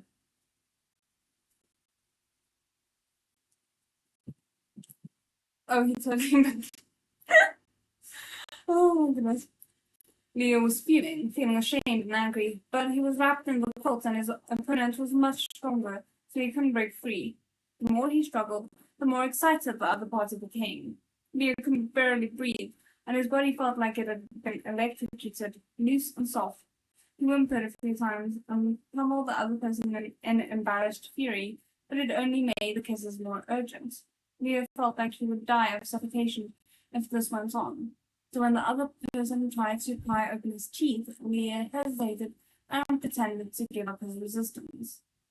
As Prince James invaded and gently prodded him. Leo ruthlessly bit his tongue. Look, I get that this is against his consent, technically, I think. But also, biting someone's tongue, ouch. He bit too quickly and too hard and immediately tasted blood. Still afraid Pinching wouldn't let him go, he somehow freed a leg and kicked upward without thinking. I feel bad for Pinching because he is doing the wrong thing, but he's doing it for the right reasons, sort of, I think. In pain, Pinching unhanded Leah, who pushed the quilt away and jumped off the bed. His wet clothes had gotten messed up while he was thrashing around under the blankets. Leah was both aggrieved and afraid, and angrily yelled, "You have the wrong person. I'm not some other lover." He lifted his head and saw Pinching frowning and covering his injured mouth. Leah understood immediately. He didn't look like a drunkard at all. "So you weren't drunk?" Leah suddenly realized the truth. Pinching wasn't actually drunk, so he'd done all that to Leah on purpose. He wanted to begin molest him. What a huge asshole. Was this the true face of the Tyrant master who had always been so kind to him? He was stunned, feeling angry, embarrassed, and disappointed. He couldn't tell which one he felt the most, but his head was buzzing, and just then the system started the countdown to his transformation. Ah! He was going to turn back into a fish. Leah had never been so panicked before. He definitely couldn't change back in front of Pinching. Out of desperation, he followed his instincts and ran away. Pinching hadn't expected him to react like this at all. After a moment of stunned silence, he started to chase after him, but his tongue hurt, and when he took his hand away, it was bloody.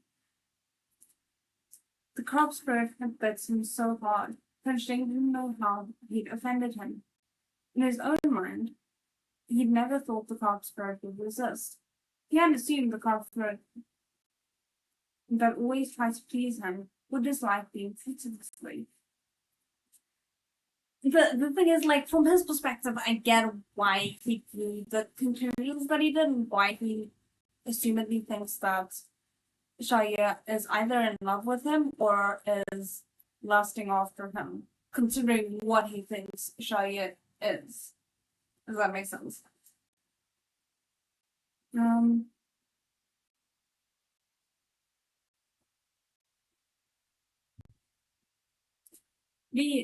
Lee ran outside in a flash, still shaking uncontrollably with emotion. His transformation time was up, and he turned back into a fish and fell to the ground. Not long after, Prince Jing came running after him and saw a flopping fish on the ground. Coming to a halt, Prince Jing carefully picked up the fish. Leo saw him and was reminded of how he was bullied just now, and suddenly became sad. What kind of master was this? How could he bully even a fish? I mean, to be fair, he doesn't, like, he knows you're a fish, but you don't know that he knows you're a fish, okay?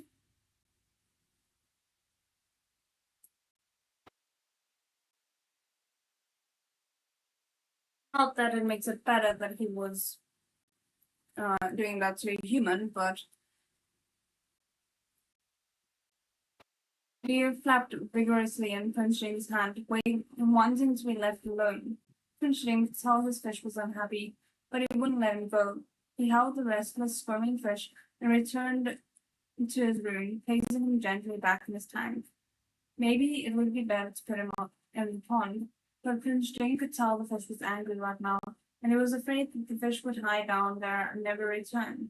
So stubbornly, he put the fish back into the crystal fish tank. Even if Shahir was unhappy, he couldn't let him out of his sight. Having escaped from his master, the little carp swam to the silver stone bed and lay under the leaf blanket edged with gold, refusing to come out. After laying there for a bit, defeated, he remembered that both the quilt and the bed were gifts from Prince Jing.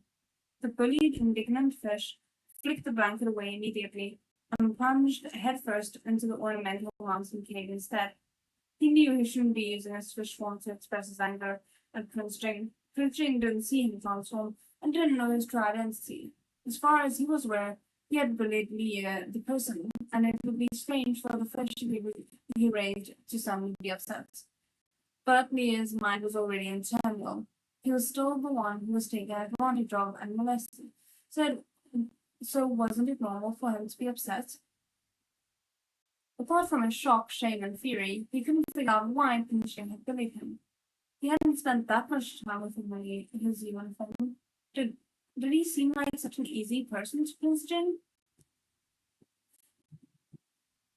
I don't want to say that word, so I'll say what a bastard to treat him like that. He was furious whenever he thought of it, so he swam out of the cave, took the blanket, and tried to rip it apart, as if it were constrained. But it was soon clear that the blanket was too strong. He swam headfirst into the pile of colorful gems and tossed the round stones as far away as he could, but that still didn't help him calm down at all. And then he slammed his head against the crystal fish tank, but he didn't dare do it too hard, in case the fish tank broke. I'm worried about this like self-harming behavior. I know that's not quite what this is, but still.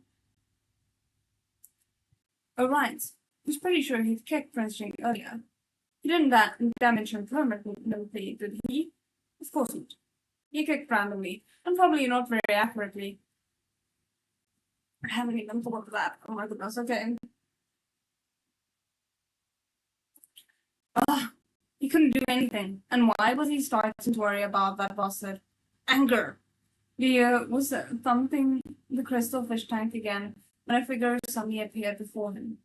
He looked up and saw Prince Jing standing in front of the fish tank, holding a jade box filled with fish food and peach blossom pastries. Really?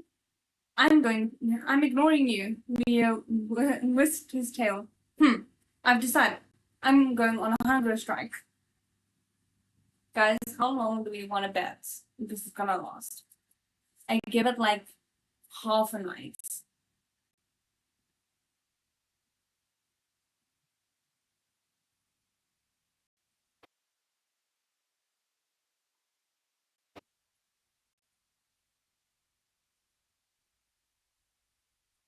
Mm. He immediately swam back into the cave, even hiding the tip of his tail. Fish Ding watched the fish, bemused. He sprinkled a handful of fish food into the tank, but the fish that was normally greedy for food didn't come out. Fish Ding shook his head helplessly and left the food there. He hid far away and tried to peek at his fish, but there was no movement from the tank. Since his fish had thrown tantrums before, but always recovered eventually, Frenching thought it would be the same this time. But after a few days, oh, okay, a few days, damn. Um, but after a few days, the fish continued hiding in the cave, refusing to come out, much less transform. Even if Prince Jane wanted to explain, he wasn't given a chance to. Prince Jane suddenly realized that the situation wasn't looking good. The fish seemed to be determined to ignore him forever. Good thing I didn't kick him there. Good thing I didn't kick him there. Sob, sob, sob. I hate you the most. Oh, goodness. Interesting that he's so concerned about where he kicked Prince Jane, as if it will somehow affect him. Okay, the next chapter is Fish on Strike, but we are gonna just quickly take another 10-minute breather before we finish it up for tonight. So I will see you guys at 15 past. Yes.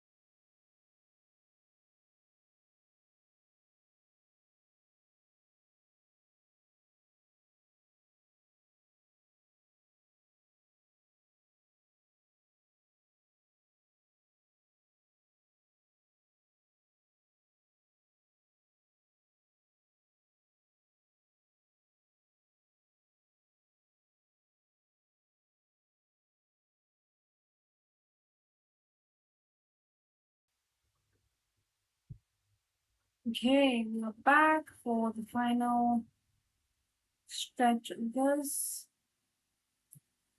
I hope the audio is still okay. And yeah, we can basically just immediately get started.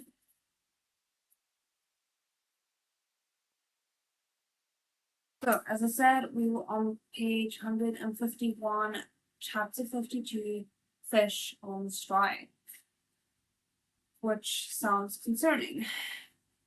Fishing was troubled by the fact that Leah wouldn't eat, so he asked Longsheen to feed him. In the past, when they fought, Fishing would have Longsheen feed the little cup, but now Shio wouldn't even humor one Golden. You're in cahoots with each other. I'm not stupid. Leah stubbornly starved for 2 days. He felt like he was getting skinnier, and like if he wasn't paying attention, he would float right up to the surface. Flinching wasn't very good at coaxing an angry fish, and he didn't really know why Xiaoyu was upset in the first place, so he discussed strategy with Wang Xi. Since he hadn't told Wang Xi about Xiaoyu's true identity, he could only explain both situations separately, so Wang Gonggong thought His Highness had run into two difficult situations at the same time. Li Gongzi and His Highness had quarreled, so Li Gongzi disappeared while Master Fish wouldn't eat. I mean, you could always have said like, "Oh, Li Gongzi and I quarreled, and that upset um Xiaoye or something like something while they were quarreling upset Xiaoye, and hence uh that's why the fish was affected by the mood in the room or something like that. I don't know how to like. It makes more sense in my head than when I'm trying to explain it.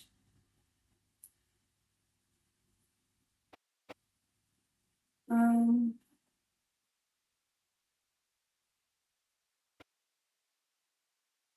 like he had to weigh both situations carefully. He first asked what happened before legal Missouri's father.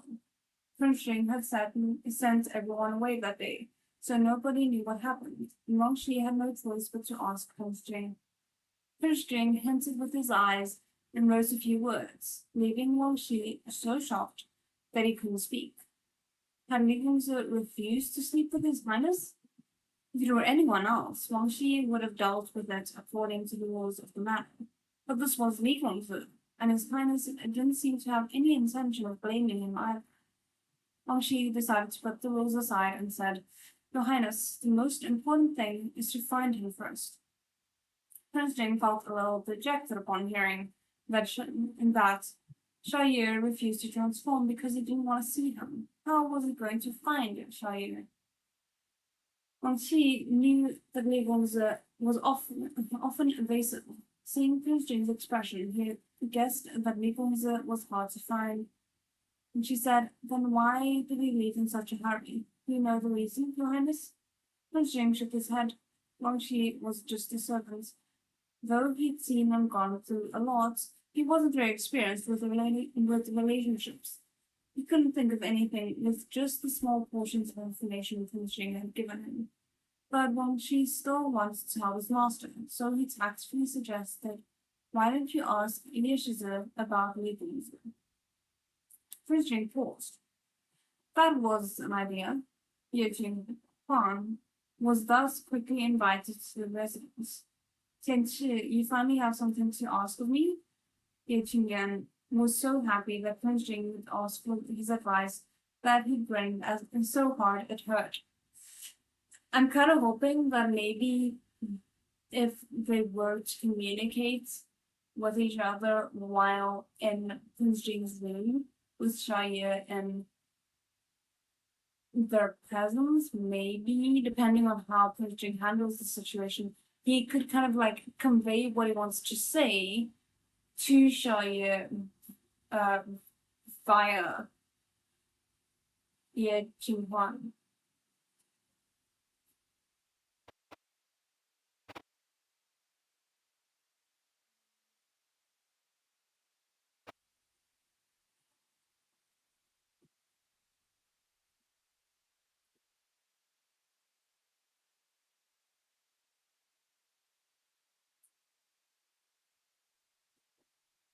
Prince Ling looked sullen, and Wang Dongwon told Ye Shizu everything he knew.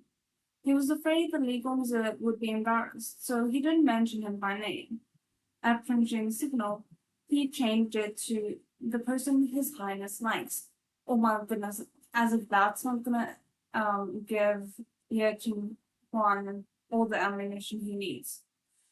Ye Jinghuan was confused. He scratched his chin and said, "It's rare for you to ask me for anything. I want to help, but you know me." Ye Jinghuan smiled, embarrassed. "I'm about to marry the princess, and I don't know what to do myself. I'm afraid I can't help you." Prince Ling gave him his unhelpful cousin an unimpressed look. "But my mother wants me to treat the princess well. If I have anyone else, I'm to send them away. After I'm married, I should focus my affection only on the princess. If I like her, then I have to let her know as soon as possible." Between a married couple, arguments seemed lost overnight. The Duke and Duchess of Chang'an had been married for decades, and they had a strong relationship. The Duchess of Chang'an had passed on a lot of her own experience to her son, and Ye Jinghuan kept these pearls of wisdom like treasures. Though our statuses are different, the principle remains the same. If you really care about them, you should make your feelings known. Asking them to sleep with you immediately is too impatient, don't you think? Prince Jing listened intently. Was he too impatient? A little bit, but nobody had taught him this before. So that must be why Xiaoye was angry, right? He needed to make it clear to Xiaoye what his feelings for him were. But if Xiaoye wasn't willing to transform and see him, then how was he going to save the situation? Prince Jing sank deep into thought. Ye Jinghuan kept rambling on, excitedly prattling about the details of the wedding preparations in the Chang'an manner, so Prince Jing stopped listening. He had to deal with both things at once. He had to explain things to the fish-turned human, and he had to find a way to make the hunger-striking fish eat. I'm wondering how he's gonna be handling that. Guangxi had no way of knowing Li Gongzi's heart, but he was still useful when it came to Master Fish. If the fish refused to eat, he couldn't pry open its mouth and force-feed it, so they could only keep trying. Guangxi suggested that Prince Jing gather all the fish's favorite foods in front of the ornamental mountain cave, so the fish might eat on its own after some time. But if the food was left in the water for too long, the water would get dirty. Guangxi had a servant experienced in raising fish, discussed what to do, and decided on cleaning out the food once a day and putting in fresh food the next day. Prince Jing thought it made a lot of sense. To make Xiaoye happy, he put out all kinds of delicious food. The fish really wanted to eat it, but he couldn't bring himself to do it. Every time the servants cleaned out the food, the fish was the one who struggled the most and felt the most pain. So much delicious food wasted. Leah held on for 2 days. His entire body visibly shriveled, and even his scales lost their luster. Seeing Prince Jing summon many people to take care of him, anxious to please him, Leah couldn't stand it. Prince Jing didn't know that Leah was his pet fish. He might think that his pet fish was sick and refused to eat. But he couldn't help but be upset when he thought about what Prince Jing did to him. Not eating made him feel a little better out of spite, but if he refused to eat for a long time, he would die of starvation. No, wait, Leah thought in abrupt, hungry frustration. This wasn't his fault, so why should he starve himself? Would Prince Jing realize why he was upset because he refused to eat? Probably not. Leah suddenly realized that he couldn't torture himself just because he was angry. He was already skin and bones, and the food was right next to him. The last bit of his pride died out as he weakly swam towards the food when Prince Jing wasn't around, wanting to quickly eat a little, just a little. Leah finally approached the mouth of the cave. The scent of the food that he hadn't tasted in a long time made him so emotional that he wanted to cry. But before he could take a bite, a servant came by. Seeing that the fish hadn't touched the food, he stood inside and took away the food for the day. Oh no! Well, that actually backfired on him, poor thing. Now he is fully, like, starving himself for 3 days in a row, and it's not by choice anymore.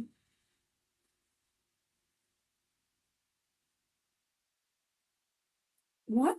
Leo was so hungry that he was dizzy, and his eyesight was blurry. No! Did he have to wait until tomorrow? Prince Jing, who'd been secretly watching the fish, came over and saw the fish had finally shown its face. Prince Jing gave it some thought and reached for a handful of fish food. When Leo saw the huge bastard's face, he instinctively wanted to turn around. But he was about to die of starvation. The fish food in Prince Jing's had was tormenting him, and he was so hungry that he had no more energy to swim away. He just gave up and watched as Prince Jing gently placed the fish food in front of him. Fine. Men, no, fish, could stretch and bend. He shouldn't torture himself. He should have fattened himself up and tortured his master instead. Just like that, the fish changed his mind and finally started eating. Prince Jing smiled, extremely relieved. He touched the fish's back with his fingers, but Leo was still on guard. He chewed on his food and moved his back away. Don't think you can bribe me with just some fish food. You can make me eat, but you can't pet me. Prince Jing watched the fish gobble the food up, and a smile on his lips dulled at that. Leo was so hungry that he felt full after just eating a little bit. Prince Jing remembered what once she had said, that it was bad for the fish to be too full. As soon as Leo stopped swallowing, Prince Jing started to push him to swim. After Leo's hunger was gone, a lot of his anger disappeared too.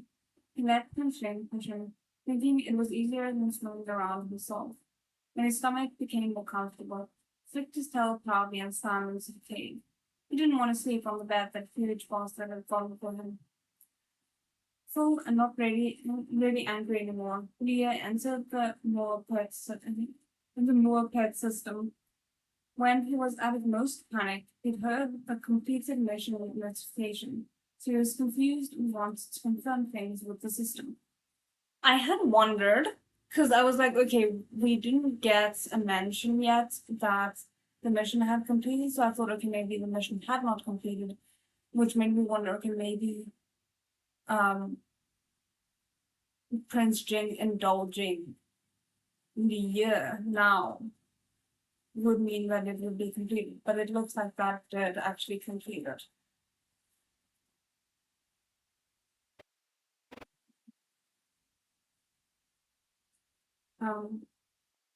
Why was his carefully planned drinking scheme unable to progress the mission, and why was the mission completed when his bastard master bullied him instead? Did he misunderstand something? Was such shameless bullying what the system meant by indulge? Give me a reasonable explanation, he demanded angrily.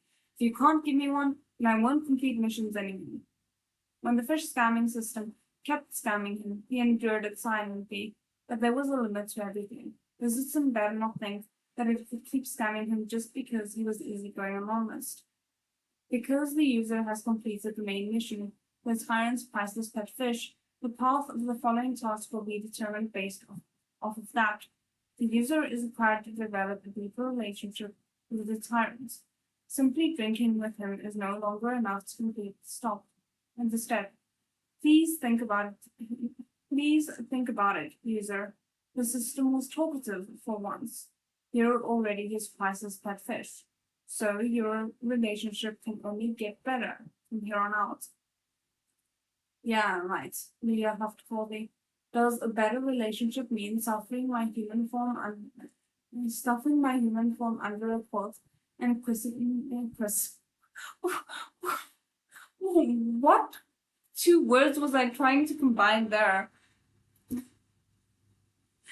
Kissing me by force? What kind of logic is that? But it is a better relationship than priceless, isn't it? The system revealed its talent for debate, rendering Leo speechless. He still felt like something was wrong. Hit with the sudden idea, he went through all the missions he'd done. only to find a huge problem. The fish scanning system's quests all had clickbait titles, and he'd gotten used to it. But if you put them all together, it didn't seem like he was a pet to be raised at all. It was more like he was in a dating sim. And finally, a clue has dropped.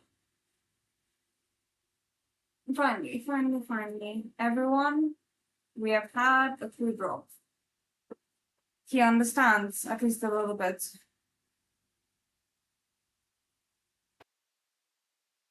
Stop making excuses. It was the system's plan all along.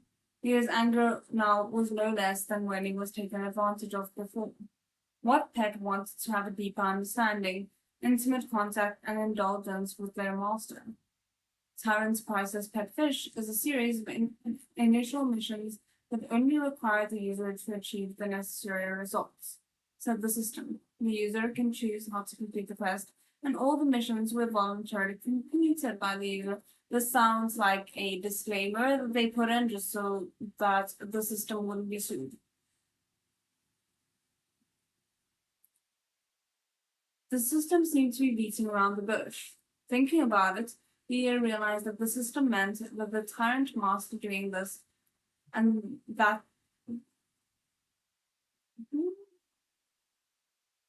Leah realized that the system meant that the Tyrant master doing this, and that to him was because he was asking for it. Okay, that sounds weird, but also not a fan of that. Now that you were not that you were asking for it, but the tyrant's actions towards the user now were caused by the user's choices in the previous missions. The system corrected. Great. Why didn't the system warn him that completing the quest would have this effect on Thursday? The system responded, because the missions of the moral pet system must be completed with the user's own sincerity. If you were told beforehand, then your choice would no longer be your own. As much as this is indeed a fish scanning system,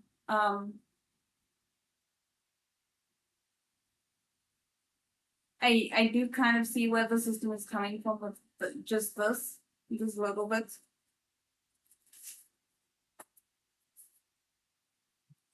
You make it sound nice, but it was just a trap from the beginning, Leo complained. This made him even angrier than when Thursday trapped him under the blankets. His face dark. Mia asked, is there any way to make Princeton stop taking advantage of me? Princeton is the male protagonist. The system is unable to control his actions, but the user has the option to reset once. Once reset, all missions need to be completed again. Leah was surprised. I can reset? Naturally, Leah wondered what kind of results resetting would have. It wouldn't clear the time's memories, satisfaction, and everything else to zero, would it? If that was the case, then there wouldn't be any more troubles for him. But would it be fair to Princeton? Due to Leah's transmigration, Princeton was no longer a piece of text, but a living person just like him. It seemed quite immoral to destroy other people's memories whenever he wanted just because he was unhappy. User, you've misunderstood. The system hardly explained. The more pet system can only clear the user's memory of being a pet fish to achieve the effect of a fresh start, but it cannot change Princeton. So it's clearing my own memory? It sounded quite impressive, but wouldn't that make him a pushover? If his memory was erased, wouldn't he still fall into the same traps? Besides, he didn't think he'd done anything wrong with his previous missions. Was he supposed to let the Duke of Chang'an and Ye Qingpan be killed, or leave the chubby boy to drown? He was the same person, even if he reset, so he'd make the same decisions. Plus, if he reset, but Prince Jing didn't, wouldn't it be even worse? It would be better if I didn't. If there's no need to reset, then please accept the reward, user. The system notified him that the indulge mission had been completed. Now that Leah knew some of the truth, his heart was in turmoil, and he had no energy to accept it. But then he remembered that he'd specifically asked for a fish plush as a reward for this mission, which was actually useful for him. Leah was annoyed and said, give me the fish plush flush and store the rest for now. Does the next mission have a timer? It does not. Leah bitterly thought, then I'm not completing any more missions now. I'll wait until I feel like it. With that, he took the fish brush and exited the system, returning to his crystal fish tank. He didn't know how he was supposed to face his fish life in the future. He'd always thought he was smart. But now, having been scammed by the system and bullied by constraint, he felt defeated. The fish brush lay by his side. Because he originally wanted to use it as a cover when he transformed, he'd asked the system for another fish brush. As expected, this fish brush was updated to his most recent look. A silver fish with golden scales scattered across his body.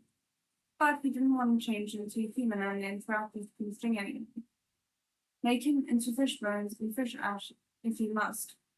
He angrily fell asleep. When he was fast asleep, someone suddenly spoke loudly in his ear. Was it Wang Shi? Leo wanted to hide as soon as he was feeling awake, but he could hear the noise more clearly now. It wasn't Wang Shi. He soon realized that it was two voices that he'd never heard before. Okay, that's alarming.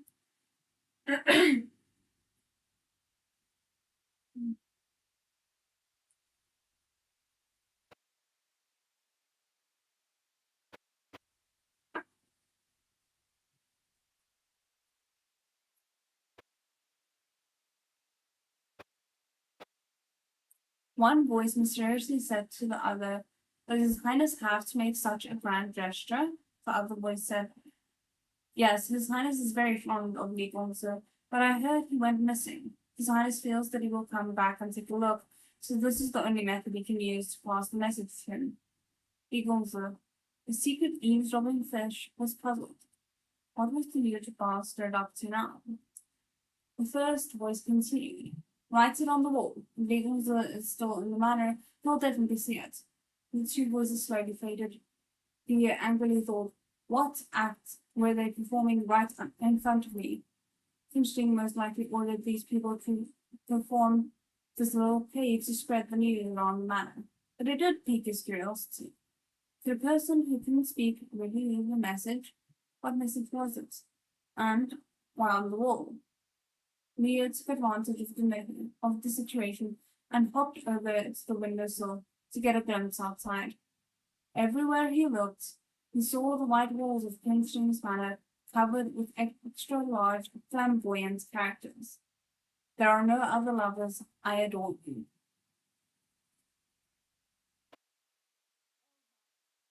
Oh my word. Okay.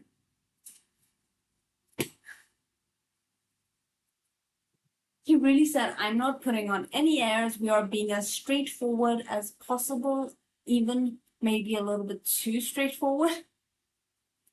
Because, like, poor Xiaoye isn't even considering the idea of him, like, liking him. I'm not sure what he's interpreting the situation as, but I don't think he's interpreting it correctly.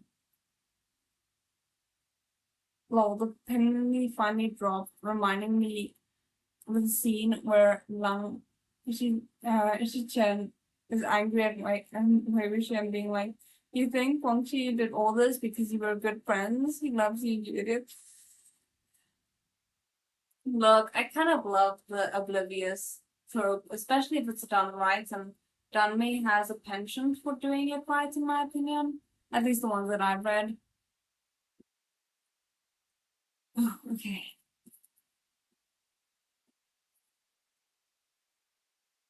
This title. Chapter 53. Stealing Constrained. Okay. Leo was dumbfounded for a full 15 minutes. That also writing such nonsense on all the walls in the manor made Leo so embarrassed that he wanted to dive right back into his fish tank. Weird slogans from the modern world flashed in his mind, along with the confession walls from school. Others might not know why those two sentences were put together, But Leah knew that it was because he'd accused Finchling of treating him like one of his lovers, and that this was his belated response. Finchling didn't have any other lovers, and he acted so out of line because he liked him. Adore. Adore. He chewed on this word for a while, and suddenly his heart ached a bit. If he and Finchling were ordinary people, he might have been a little touched right now. Whether or not he'd accepted the confession aside, most people like being confessed to deep down, especially in such a brazen way, broadcasted to the whole world. Leah didn't feel happy though, and his mood grew heavier. He knew Prince June didn't have anyone else. He'd reacted as he had because he thought Prince June thought it was easy. Leah felt humiliated and hadn't wanted to face Prince June for a while.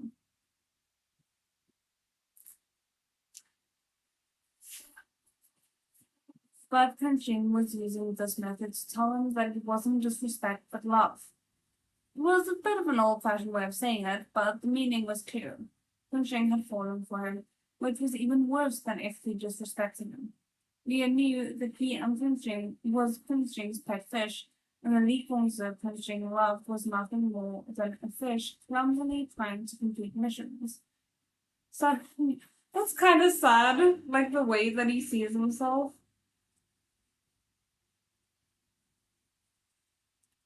Um, Such feelings came from scheming and planning. They weren't naturally formed. If things progressed like this, what would the next mission from the system be? According to the system's logic, it would require a relationship even deeper than they had during the indulged quest. If he wanted to complete the mission, then he might have to do things that would encourage Thinking to sink further into this misunderstanding. I mean, that's a very valid concern if you're not interested in him, which I'm side eyeing, but fair. If you're not ready to accept your feelings yet, I understand feeling rushed.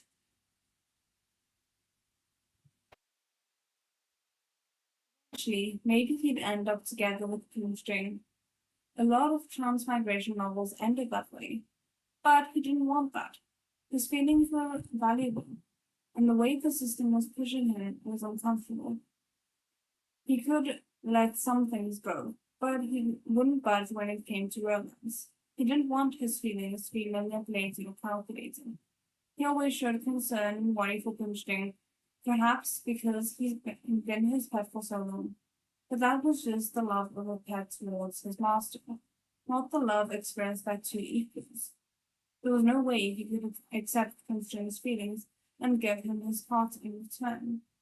Pumsting didn't know Likumsa was a fish, but Mia did. The fish didn't love Pumsting, and neither did Likumsa. If he accepted the confession without loving Pumsting, it would hurt everyone involved. While Leah was pondering all this, several servants came up to the white wall in front of him and gestured at the writing on it. Leah knew Pumsting had written those words, and that he was trying his hardest to explain things to him. Since he wasn't turning into a human, Pumsting couldn't find him, and since Pumsting couldn't speak, he could only write his words anywhere that Leah could see. That is actually really painful as well.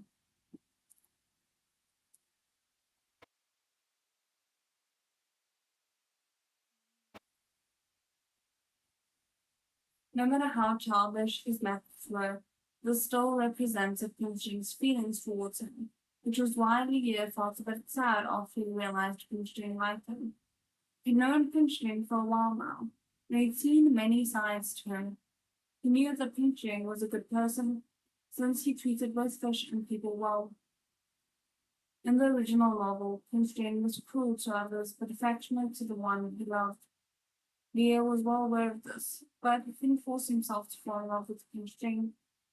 Leo thought that as long as he didn't give Pumsting any hope, if he didn't respond or transform into a human, Pumsting would gradually forget about him, just like the words written on the wall.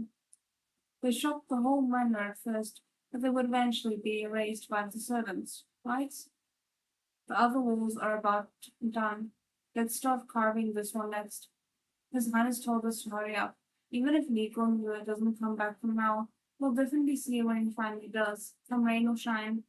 The servants encouraged each other and soon began to carve Finjin's words directly into the wall. Oh, so we're not doing like painting the wall or like writing it in some kind of fancy ink. No, we're carving. Down, okay. He really said like this fish has left a permanent mark on my heart.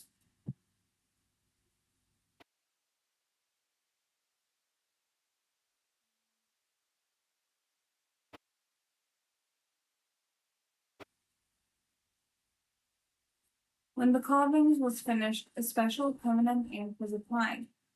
Leah, who assumed the servants had come to erase the words, was shocked. Didn't this bastard know the meaning of shame? It was one thing for everyone in the manor to see it, but in the future, all his children and descendants. Thinking of Finch's future, Leah felt a lump in his throat, and his eyes started to sting again. Leah jumped down from the windowsill, telling himself it was just because the servant was making too much noise working on the wall, and scooted back into the fish tank. He wanted to sleep again, but he couldn't. Normally, he would sleep even when he was extremely angry, but the few words carved into the wall seemed to be carved into his heart too, emanating waves of pain and sadness. He wanted to rest, but he was restless. The room was silent until there was a sudden soft click. The door bolt fell to the ground, the sound piercing the room. Since mediums came in and out of the room often, Prince James didn't let anyone lock the doors, so all the bolts hung loose. Maybe the person who pushed the door hadn't expected to enter so easily. A figure quickly flashed in. The footsteps didn't sound like Prince James. Wangshi, is this another assassination attempt? Should I be worried? I'm worried. Leah became alert immediately. The person who entered the room stood at the door observing. With his back to the crystal fish tank, Leah immediately forgot about his conflict and stared at the person. After confirming he hadn't been followed, the person gave a sigh of relief, turned around, and walked forward a few steps. Leah caught a glimpse of the person's beautiful, ethereal face.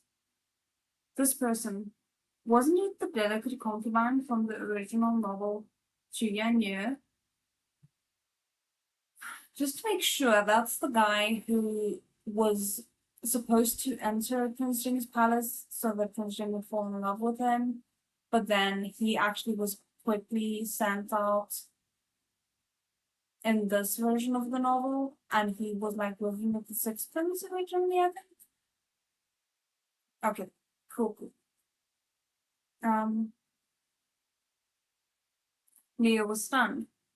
Ever since the banquet at Prince Jing's manor, he hadn't seen Chianya again. He thought Chianya was with the third or sixth prince, but it was still at the manor. How come he hadn't known? Chianya was wearing the same clothes that the servants at the manor wore. It was a bit plain, but it wasn't enough to hide his aura. Leah didn't think that someone as weak as Chianya would be able to enter the manor from outside, which meant that he must have been in the manor the entire time. Prince Jing was in charge of everything in the manor, so there was no way Chianya's existence could be hidden from him. I thought he was sent out, like that's the last thing I remember.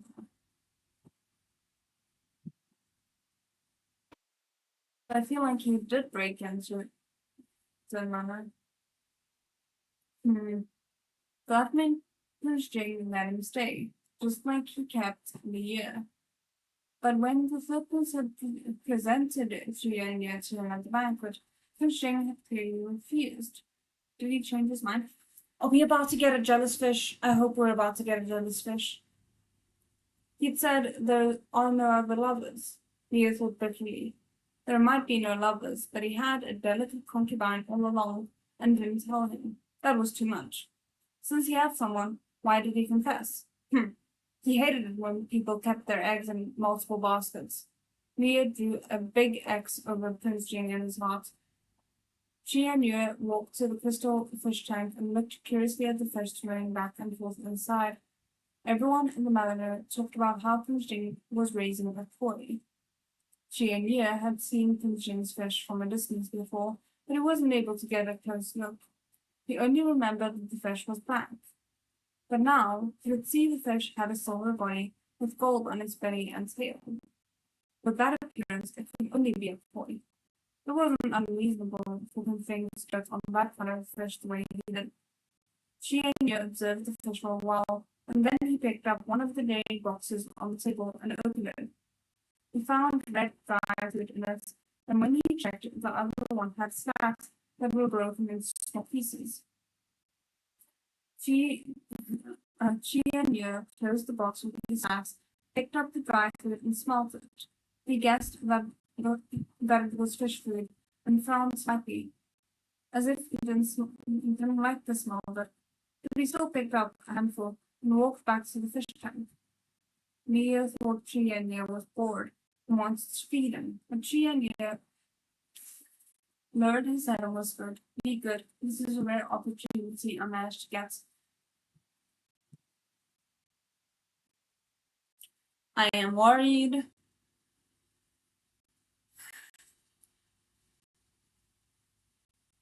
I don't think Qianyu would poison the fish, at least not yet. I don't think he's realized the danger of the fish yet. But I'm still worried. Also, what is this about, like, oh, I don't have any feelings for Prince Jane, but also how dare he lie to me about having a concubine lover situation.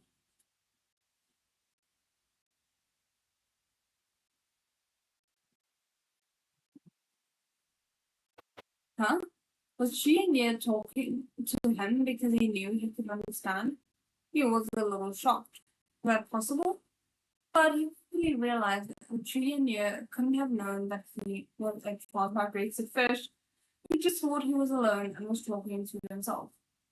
But he could hear everything. So awkward. Leo pretended to not understand and stupidly blew bubbles. Qianyu wasn't suspicious and continued. I've been in the manor for so long, but I've only seen his eyes a few times.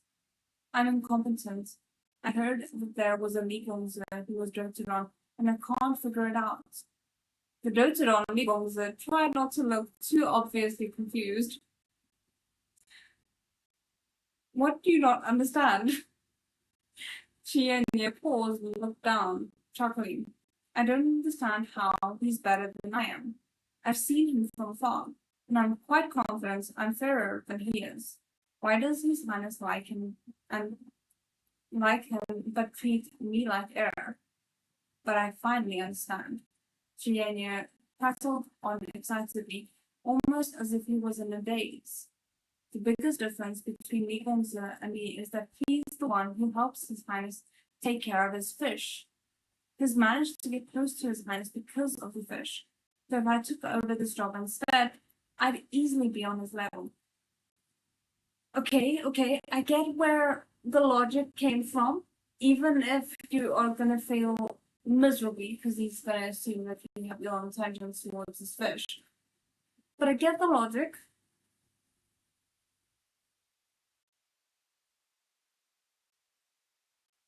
And now the opportunity has come. Qianyu gently smiled, saying, Li Gongzi is arrogant because of the favor shown to him, and he left without saying goodbye. He's playing hard to get and hoping His Highness will fall more in love with him.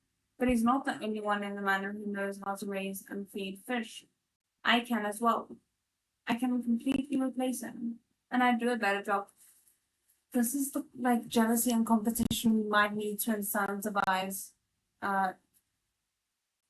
Yeah, I'm kind of happy about this. Not gonna lie. Qianyu threw the fish food in front of Leo, his slightly smiling face distorting for a second, and his eyes becoming cold. The scales on Leo's body were about to stand on end. He thought Qianyu had lost his mind and was acting weird. From what he said, It seemed he wasn't doing well in the manner and was ignored by his highness. Since he was never summoned, he wanted to steal legal news job. Huh. Stealing? He's acting like I have something special with the bastard. He wants to get my affection and then set his sights on Prince Jing. So this is where stealing Prince Jing comes in. Okay. The fish flew 3 years through and followed the current and landed in front of me. His cold eyes were fixed on the fish. Leo couldn't help but shrink back a little. People with many sides. How come the proud, noble, delicate concubine from the novel turned out to be such a bad person on the inside? Leo thought Chien was dangerous, so he obviously refused to eat the food he was given. The fish food sank down near his mouth, but he didn't go to pick it up. I'm so glad, because I'm like, I don't think actually in this instance that he would harm the fish because he's trying to gain Prince James' favor, but still, I don't think you should eat it. I have jealous servants to diffuse the romantic tension between the main leads and kind of build it at the same time, but in like a good way.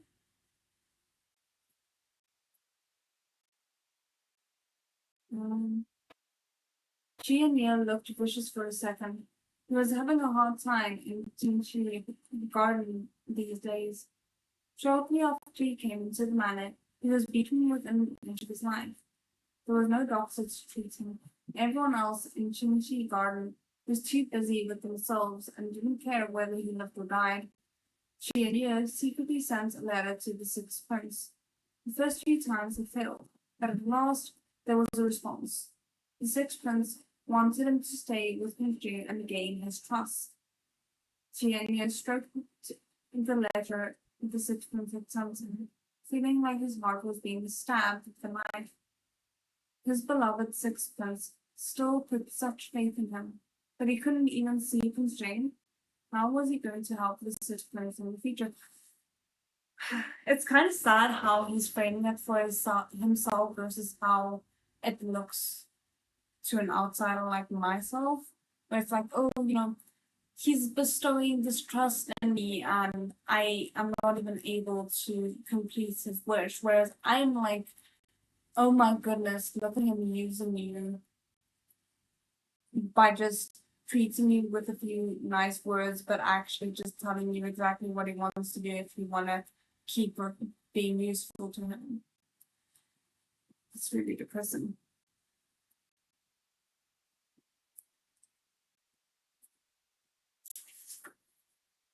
She and Yin mulled this over day and night as if possessed. After much thought, he decided that he would do anything, even if it meant he had to abandon all dignity. He had to earn Finching's favor. She and Yin didn't have much money left, so he had to use the method he disliked the most. He flirted with the guard for a couple of days and promised him a lot of benefits, which earned him the opportunity to sneak into the inner courtyard.